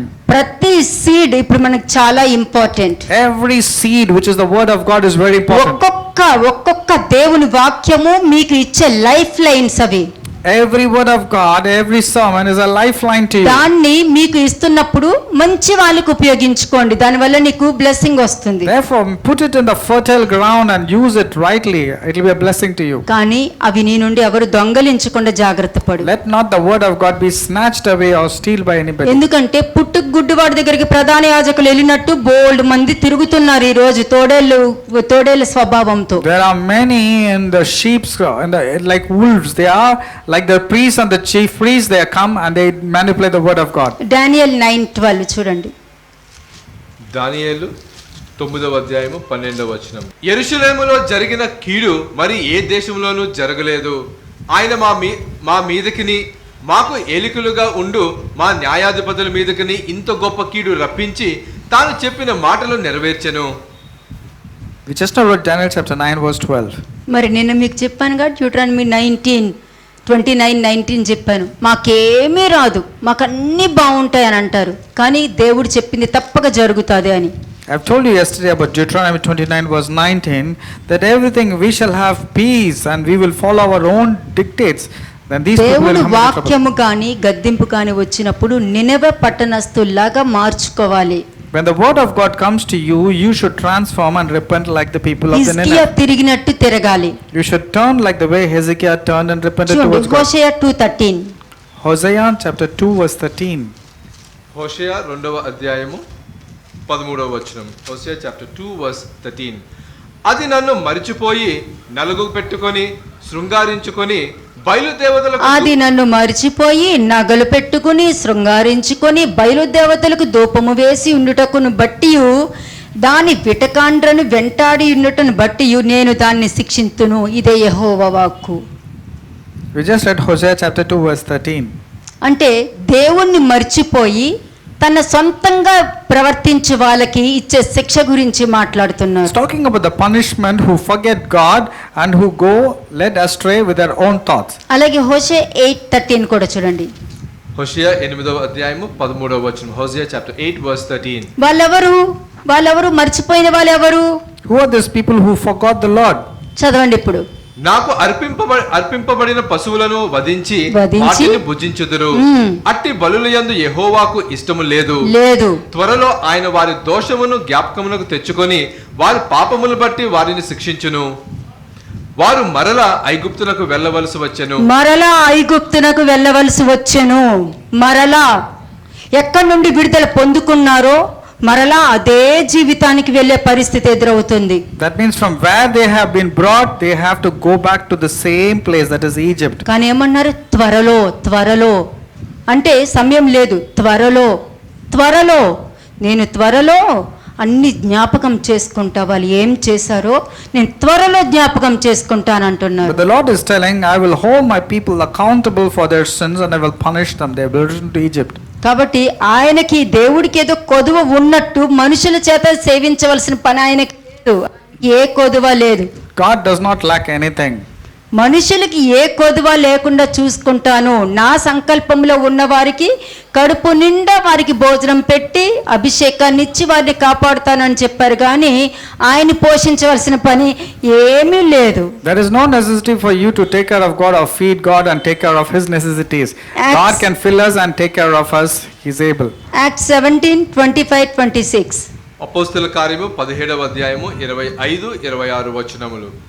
ఆయన అందరికీ జీవమును ఊపిరిని సమస్తమును దయచేయువాడు కనుక దయచేయడు కనుక తనకు ఏదైనాను కొదువై ఉన్నట్టు మనుషుల చేతులతో సేవింపబడువాడు కాడు. మరియు యావత్ భూమి మీద కాపురము ఉండుటకు ఆయన ఒకరి నుండి ప్రతి జాతి మనుషులను సృష్టించి వారు ఒకవేళ దేవుని తడువులాడి కనుగొందరేమో అని తను వెదుకు నిమిత్తమును నిర్ణయ కాలమున వారి నివాస స్థలము యొక్క పొలిమేరులను ఏర్పరచెను. ఆయన మనలో ఎవరికి దూరముగా ఉండువాడు కాడు. ఎవరికి దూరంగా ఉండే ఆయన కాదు. ఆయన ఏర్పరచుకొని, ఆయన పిలుచుకొని, వారి గుమ్మం దగ్గరే నుంచుని నువ్వు ఎప్పుడు ఆయన తట్టు తిరుగుతావా అని చూసి నువ్వు అంటే శ్రేష్టమైన మార్గంలో నువ్వు డిసిషన్ తీసుకుంటే ఆయన వచ్చి వెంటనే నీ తలుపుకు తట్టడం జరుగుతుంది, లేకపోతే ఇంకొకరు తట్టడం జరుగుతుంది. When you take the right choices of your life and willingly change yourself, the Lord God will stand at the door of your heart, knock and enter inside you. Otherwise, somebody else will knock and forcefully enter inside your life. సరే, విధేయత గలవారు ఎవరు? Now, who are the obedient people? Last point, Romans 2:7. రోమిల్కి రాసిన పత్రిక 2వ అధ్యాయము 7వ వచనం. Romans chapter 2 verse 7.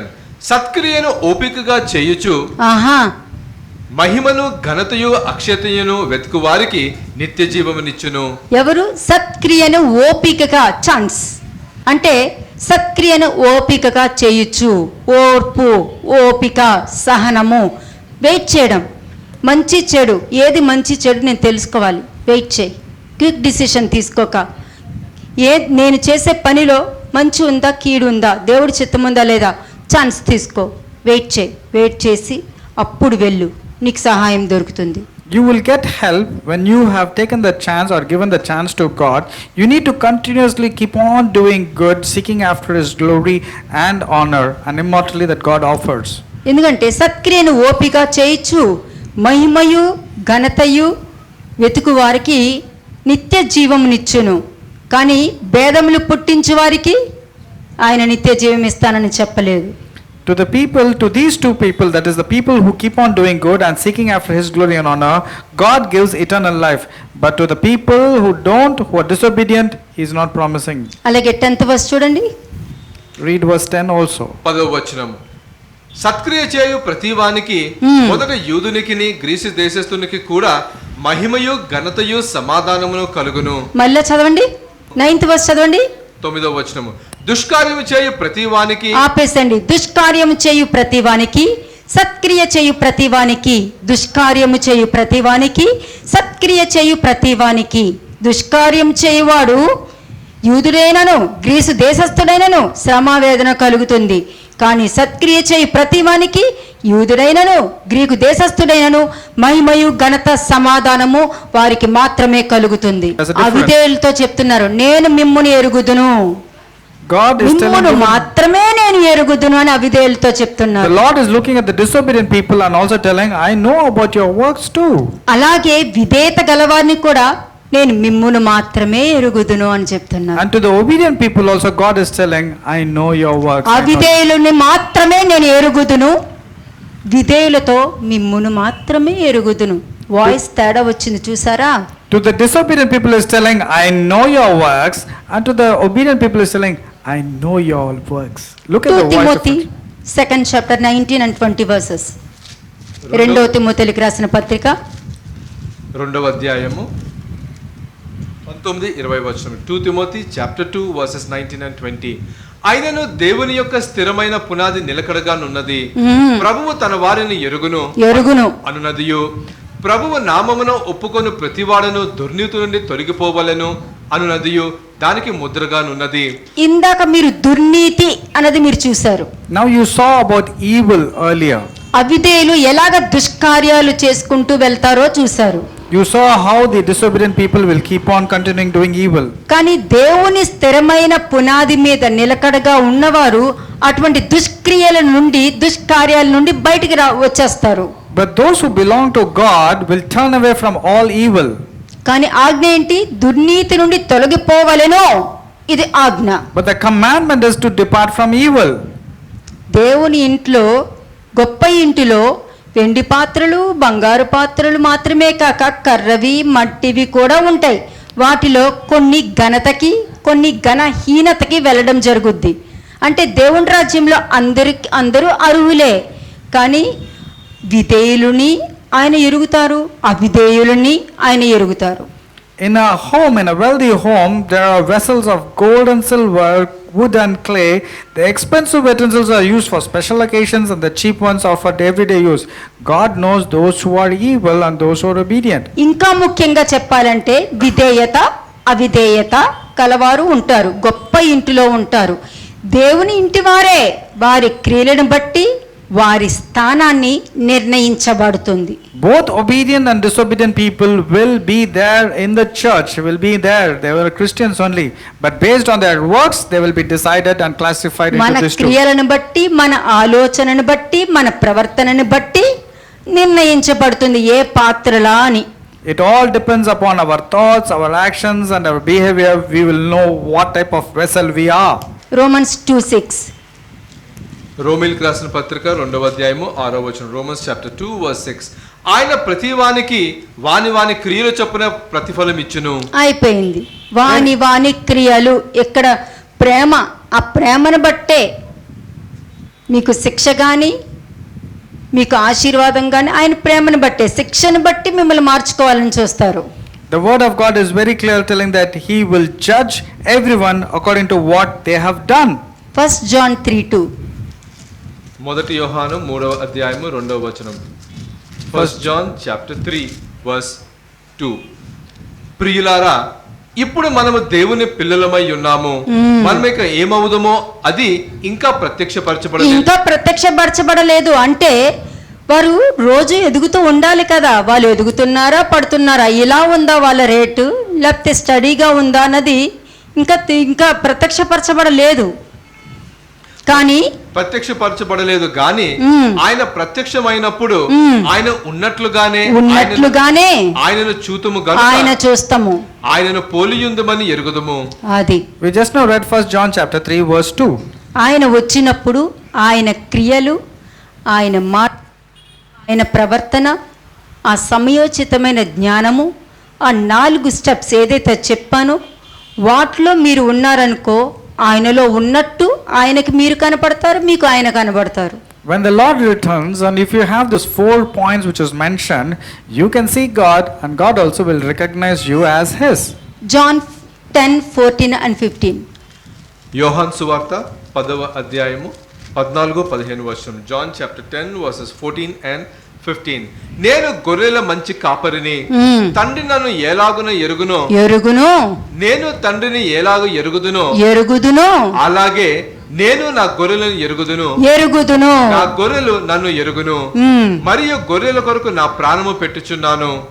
ఇది ఆయన సంకల్పంలో ఉన్నవారు దేవుని స్వరాన్ని గుర్తుపట్టగలుగుతారు, దేవుణ్ణి గుర్తుపట్టగలుగుతారు, ఎవరిని చూస్తున్నారో కూడా గుర్తుపట్టగలుగుతారు. Those who are there according to the purpose of God will able to hear the voice of God, will able to know things of God, and they will also discern who is who. ఎందుకంటే తండ్రి నన్ను ఎలాగున ఎరుగునో, నేను తండ్రిని ఎలాగో ఎరుగుదునో, అలాగే నేను నా గొర్రెలను ఎరుగుదును, నా గొర్రెలు నన్ను ఎరుగును, మరియు గొర్రెల కొరకు నా ప్రాణము పెట్టుచున్నాను. వీళ్ళంటే ఈ ముగ్గురు, తండ్రి, కుమార, పరిశుద్ధాత్మ చుట్టూ వీళ్ళు తిరుగుతూనే ఉంటారు. God the Father, the Son and the Holy Spirit will always be revealing to the person who is doing God's purpose and will. అంటే మాట్లాడే వారిని గుర్తిస్తారు, బోధించే వారిని గుర్తిస్తారు, ఉపదేశించే వారిని గుర్తిస్తారు, వారు ఏం చేస్తున్నారో గుర్తిస్తారు, సమస్తము గ్రహించగలుగుతారు. These are the people who understand all. They'll know who is speaking, what they're speaking. They will able to have the discerning, Fourth verse. knowing between good and bad. 4వ వచనము. Verse 4. మరియు అతడు తన సొంత గొర్రెల అన్నిటినీ వెలుపలికి నడిపించినప్పుడల్లా వాటికి ముందుగా నడుచును. గొర్రెలు అతని స్వరము ఎరుగును గనుక అవి అతనిని వెంబడించును. అయిపోయింది. మీరు ఆయన సంకల్పంలో ఉంటే మీ లైఫ్ ఇలాగే ఉంటది, ఇంకొక లైఫ్ ఏమీ లేదు. If you are there in the purpose of God, then verse 4 will happen because you will follow only His voice. మిమ్మును మాత్రమే ఎరుగుదును, అందులో నా సొంత గొర్రెలను నేను ఎరుగుదును. God knows us and He knows those special sheep also. నా సొంత గొర్రెల్ని మాత్రమే వెలుపలికి నడిపించినప్పుడల్లా వాటికి ముందుగా నడుచును. గొర్రెలు అతని స్వరము ఎరుగును కనుక అవి అతనిని వెంబడించును. అది ఏదైనా సరే వెంబడించుట మాత్రమే. ఎక్కడికి వెళ్ళాలో కూడా తెలియకుండా వెంబడించేవి గొర్రెల లక్షణము. These are the sheep who will only listen to the shepherd's voice and follow only the shepherd. They will not turn here and there. Even going to a place also, they will only follow the shepherd. 5th verse. 5వ వచనం verse 5. అన్యుల స్వరము అవి ఎరుగువు గనుక ఎరుగవు, అన్యుని ఎంత మాత్రమును వెంబడింపక వాని యొద్ద నుండి పారిపోవునని మీతో నిశ్చయంగా చెప్పుచున్నానని వారితో అనెను. ఇది మీరు గుర్తు పెట్టుకోవాల్సిన విషయము. This is a very important point for you to remember. అన్యుల స్వరము ఆ గొర్రెలకి తెలియదు. అందుకనే ఎవరైనా మీ దగ్గరకు వచ్చినప్పుడు వారు ఎవరు, ఏ స్వభావంతో వస్తున్నారు, ఏ విధంగా వస్తున్నారు, ఏ ఉద్దేశంతో వస్తున్నారో మీరు గుర్తుపట్టగలుగుతారు. You should identify those people who are coming, what intention they are coming. These sheep will be able to identify. ఎందుకంటే ఈ గొర్రెలు అన్యుల మాటలు వినరు, అన్యుల్ని వెంబడించరు. They will not follow the stranger and they will not obey him at all. వారి నుండి పారిపోతారు. They will run away from him. అని నేను మీతో నిశ్చయముగా చెప్పుచున్నాను. And the Lord is emphasizing and telling, yes, it is true. ఎందుకంటే వాక్యము వారిలో నివాసం చేస్తుంది, వాక్యం నడిపిస్తుంది, వాక్యం ధైర్యాన్ని ఇస్తుంది. నిజమైన వాక్యము నిజమైన గొర్రెల్ని, నిజమైన సొంత గొర్రెల్ని మాత్రమే ఎన్నుకుంటుంది. Because the sheep will only know the word of God, knows only the truth and only follow the God's instructions. 6th verse చూడండి. 6వ వచనం. ఈ సాదృశ్యము యేసు వారితో చెప్పెను గాని ఆయన తమతో చెప్పిన సంగతులు ఎట్టివో వారు గ్రహించుకొనలేదు. వారిలో గ్రహింపు లేదు కాబట్టి చివరి దినాల్లో ఇది కఠినమైన బోధ అని శిష్యులు ఆయన వదిలి వెళ్ళిపోయారు. In verse 6, those who heard Jesus use this illustration did not understand what it meant. Even in the last days also people do not understand. People felt it is a hard saying and many people left Jesus and the word and the truth and departed. దేవుణ్ణి గ్రహించువారు మాత్రమే సత్యానికి లోబడి నిలబడగలుగుతారు, లేకపోతే ego hurt అయి వెళ్ళిపోతూ ఉంటారు. Those who understand God will abide for the truth, otherwise their ego will be hurt and they will depart from the truth and from God. కాబట్టి దేవుని ప్రేమించిన వారు ఎలా ప్రవర్తిస్తారో, ఎలా మాట్లాడతారో, ఎలా రిసీవ్ చేసుకుంటారో మీరు ప్రవర్తించే విధానంలోనే తెలిసిపోతుంది. The way you behave, you talk, you act, everything will be known whether you are follower of God or not. 1 Corinthians 8 chapter 3rd verse. మొదటి కొరింథీయులకు రాసిన పత్రిక 8వ అధ్యాయము 3వ వచనం. 1 Corinthians chapter 8 verse 3. ఒకడు దేవుని ప్రేమించిన ఎడల అతడు దేవునికి ఎరుకైన వాడే. నువ్వు ప్రేమిస్తున్నావంటే నువ్వు దేవుడికి బాగా ఎరుకైన వాడివి. ఎందుకంటే నువ్వు పుట్టక ముందే ఆయనకు నువ్వు తెలుసు. 1 Corinthians chapter 8 verse 3, but the person who loves God is the one whom God recognizes. That means you are like a very close buddy, very close friend to him. కాబట్టి అతను ఎలా ప్రవర్తిస్తాడు? Next verse. How will he behave? Let's see the next verse. 4వ వచనం. Verse 4. కాబట్టి విగ్రహములకు బలిగా అర్పించిన వాటిని తినుట విషయము లోకమందు విగ్రహము వట్టిదనియు ఒక్కడే దేవుడు తప్ప వేరొక దేవుడు లేడనియో ఎరుగుదుము. అంటే దేవుడు తెలుసు అన్న ప్రవర్తనే అతనిలో ఉంటుంది. వేరే హృదయంలో విగ్రహాలు గాని, తన ప్రవర్తనలో విగ్రహాలు గాని, మాట ట్విస్ట్ గాని, కన్నింగ్ గాని, ష్రూడ్ గాని ఎక్కడ కనిపించదు. There will not be any manipulation, no shrewdness, no cunningness. He will know only God and his word. ఆ ప్రవర్తించే విధానాన్ని బట్టి ఇతడు దేవునికి బాగా ఎరుకైన వాడే అని నీ శత్రువులకి తెలుస్తుంది, నీ మిత్రులకి తెలుస్తుంది, దెయ్యానికి కూడా తెలుస్తుంది. So your friends, your enemies and the devil also will know that you are recognizing God and God is recognizing you. Number 16 verse 5. సంఖ్యాకాండము 16వ అధ్యాయము 5వ వచనం. Numbers chapter 16 verse 5. తన వాడు ఎవడో పరిశుద్ధుడు ఎవడో రేపు యెహోవా తెలియజేసి వారిని తన సన్నిధికి రానిచ్చును. ఆయన తాను ఏర్పరచుకొనిన వారిని తన యొద్దకు చేర్చుకొనును. అది ఆయనే చేర్చుకోగలరు. ఎందుకంటే మనలో నేను నీతిగా ఉంటాను, నాకు వాక్యము తెలుసు, నేను బాగానే ఉంటాను, దేవుడు నన్ను వదలడు అని ఎవరైనా పలుక్కోండి, కానీ దేవుడికి అన్నీ తెలుసు. People will say, I love God and God also hears me. But remember, the second half of verse 5, the Lord will allow only those whom He selects to enter His own presence. God తన knows. వాడు ఎవరో పరిశుద్ధులు ఎవరో, తన వాడు ఎవరో పరిశుద్ధుడు ఎవరో రేపు యెహోవా తెలియజేసి వానిని తన సన్నిధికి రానిచ్చును. ఆయన తాను ఏర్పరచుకొనిన వానిని తన యొద్దకు చేర్చుకొనును. అదే his purpose. God knows those people who belong to Him and those who are holy. Only those people God will select and allow Him to go into His presence. That is His purpose. ఇందాక మీకు ఒక example చెప్పాను కదా, అది వాక్యమే చూపిస్తాను. ఆదికాండం 4:16 Genesis chapter 4 verse 16. ఆదికాండము 4:16 verse 16. అప్పుడు కయ్యూను యెహోవా సన్నిధిలో నుండి బయలుదేరి వెళ్ళి ఏదెనుకు తూర్పు దిక్కున నోదు దేశంలో కాపురముండెను. దేవుడి సన్నిధిలో నుండి వెళ్ళిపోయాడు. ఎందుకంటే తన సొంత ఆలోచనతో వెళ్ళిపోయి ఏమని మాట్లాడాడు? 14th verse చూడండి. 14వ వచనం. After reading 16, read 14. నేను ఈ ప్రదేశము నుండి నన్ను వెళ్ళగొట్టితివి. ఎవరితో అంటున్నారు? నువ్వు నన్ను వెళ్ళగొట్టేశావు, దేవుడితో అంటున్నారు. He was complaining to God, telling that you have banished me from the land and from your presence. నీ సన్నిధికి రాకుండా వెలివేయబడి దిగులు పడుచు భూమి మీద దేశ దిమ్మరనై యుందును. కావున నన్ను కనుగొనివాడు ఎవడో వాడు నన్ను చంపునని యెహోవాతో అనెను. ఇక్కడ వాళ్ళ స్టేట్మెంట్, నాకు దేవుడి సంగతి తెలుసు, నాకు ఎవరు ఎలాంటి వారో నాకు బాగా తెలుసు అని దేవుడి సన్నిధి నుంచి వెళ్ళిపోయిన వాళ్ళ స్టేట్మెంట్ ఎట్లాగే ఉంటది. The people who have left and banished away from God's presence, they have departed and then they will say, I know God, God also knows me. They make rash statements like that. వెళ్ళిపోయింది దేవుడు వెళ్ళగొట్టారా, ఇతను వెళ్ళిపోయాడా? Now did this person leave or did God tell that person to leave? You tell me. ఇతను వెళ్ళిపోయాడా, దేవుడు వెళ్ళిపోమన్నారా? Did this person exit from God's presence or did this God throw him out? దీనినే realisation అంటారు. ఈ realisation లేకపోవడం వలన ఇతను ఈ స్టేట్మెంట్ ఇవ్వడం జరిగింది. Now because of this statement, because of this misunderstanding, he has made a statement like this. Same అలాగే సమూయేలు సౌలుతో నువ్వు చేసిన పని ఏంటి అంటే అలాగూ అనొద్దు, అలాగూ చెప్పొద్దు, నేను దేవుడు చెప్పిన పనినే చేశాను, నువ్వు అలాగూ చెప్పొద్దు అని స్టేట్మెంట్ ఇస్తాడు. Even when Saul was justifying to Samuel, telling, don't tell like that Samuel, this is what I mean to say, he was also justifying his actions.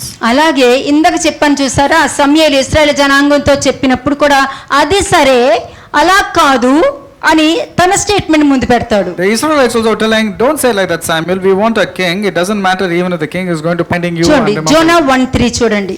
యోనా 1:3. అయితే యెహోవా సన్నిధిలో నుండి తర్షీషు పట్టణముకు పారిపోవలనని యోనా యుప్పేకు పోయి తర్షీషునకు పోవు ఒక ఓడను చూచి ప్రయాణమునకు కేవు ఇచ్చి యెహోవా సన్నిధిలో నిలవక ఓడవారితో కూడా తర్షీషునకు పోవుటకు ఓడ ఎక్కెను. అతడు వెళ్ళిపోయినా కూడా దేవుడు ఎందుకు పిలుచుకున్నారు? Even if Jonah decided to go in the wrong direction, why did God call him? అతని భవిష్యత్తు దేవుడికి తెలుసు, అతని ఉద్దేశం దేవుడికి తెలుసు కాబట్టి. Because God knows his plans and thoughts and the future of Jonah. మరి కయీను కూడా వెళ్ళిపోయాడు కదా. Even Cain had departed. కానీ వెళ్ళిపోయాక ఎందుకు పిలుచుకోలేదు? Why is it that God did not call Cain like the way he called Jonah?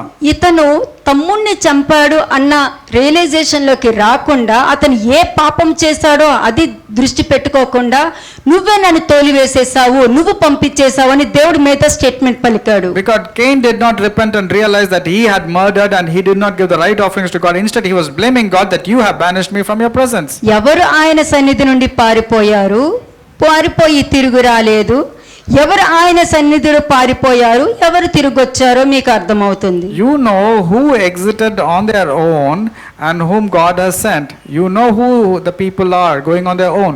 ఎందుకంటే ఎవరు ఆయన సన్నిధిలో ఉంటారో ఉండరో ఆయనకు బాగా తెలుసు. Because God knows who is going to be in his presence and who would not. చూడండి లూక్ 13:27-30. లూకా సువార్త 13:27 నుండి. అప్పుడు ఆయన, మీరు ఎక్కడి వారో మిమ్మల్ని ఎరుగునని మీతో చెప్పుచున్నాను, అక్రమము చేయు మీరు అందరూ నా యొద్ద నుండి తొలగిపోండి అని చెప్పును. అబ్రహాము, ఇస్సాకు, యాకోబులను సకల ప్రవక్తలను దేవుని రాజ్యంలో ఉండుటయు మీరు వెలుపలకి త్రోయబడుటయు మీరు చూచినప్పుడు మీరు ఏడ్చుచు పండ్లు కొరుకుచుదురు.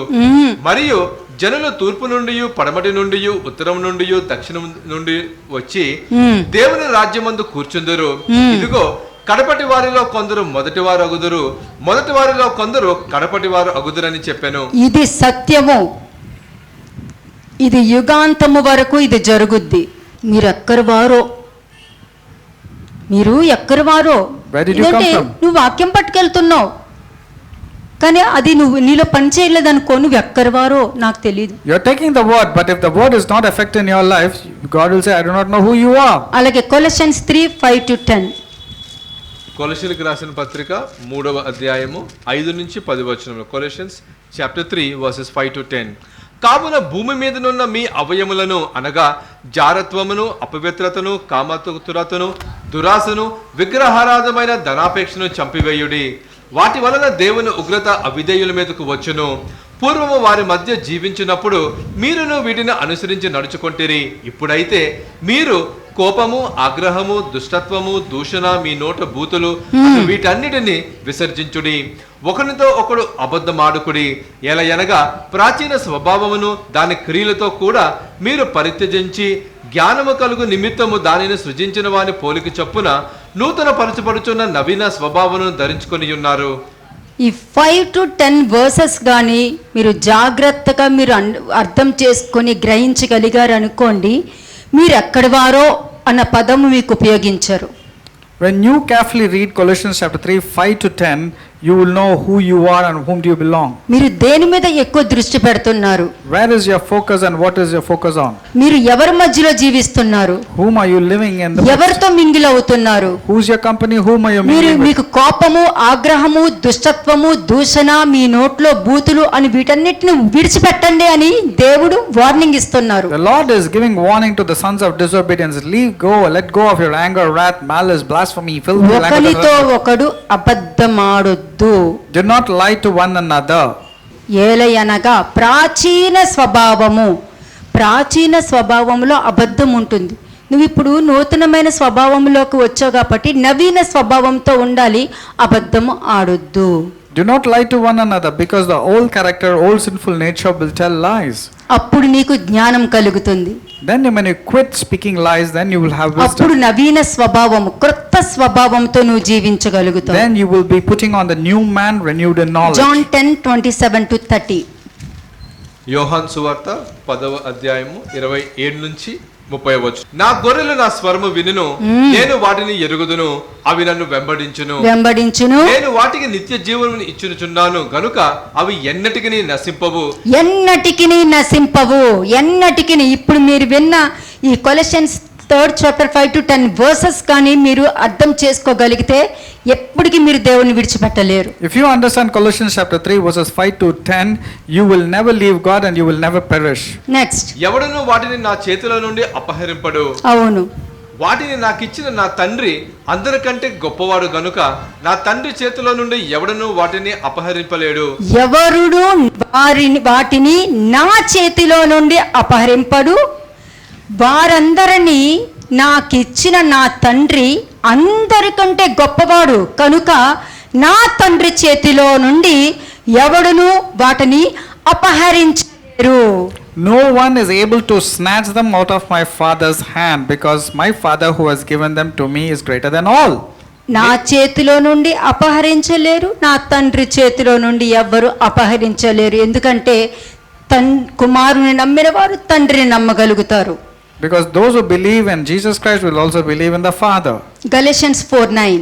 గలతీయులకు రాసిన పత్రిక 4వ అధ్యాయము 9వ వచనం. ఇప్పుడు మీరు దేవుని ఎరిగిన వారును మరి విశేషముగా దేవుని చేత ఎరగబడిన వారే ఉన్నారు గనుక. ఏముంది?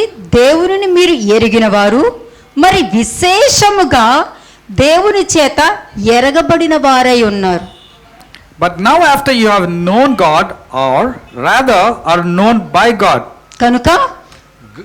కనుక బలహీనమైనవియు నిష్ప్రయోజనమైనవియు అయిన మూల పాఠముల తట్టు మరలా తిరగనేలా ఎందుకు తిరగాలి? మరలా బలహీనమైన తట్టుకు ఎందుకు తిరగాలి? మరలా ఎందుకు చిచ్చ చెయ్యాలి? మరలా ఎందుకు చెప్పుడు మాటలు వినాలి? మరలా ఎందుకు చేసిన తప్పే మరలా చెయ్యాలి? ఎందుకంటే మీరు దేవుణ్ణి ఎరిగిన వారు, దేవుడు కూడా మరి విశేషంగా మిమ్మల్ని ఎరిగి ఉన్నారు. మరలా ఎందుకు ఆ తప్పు చేయాలి?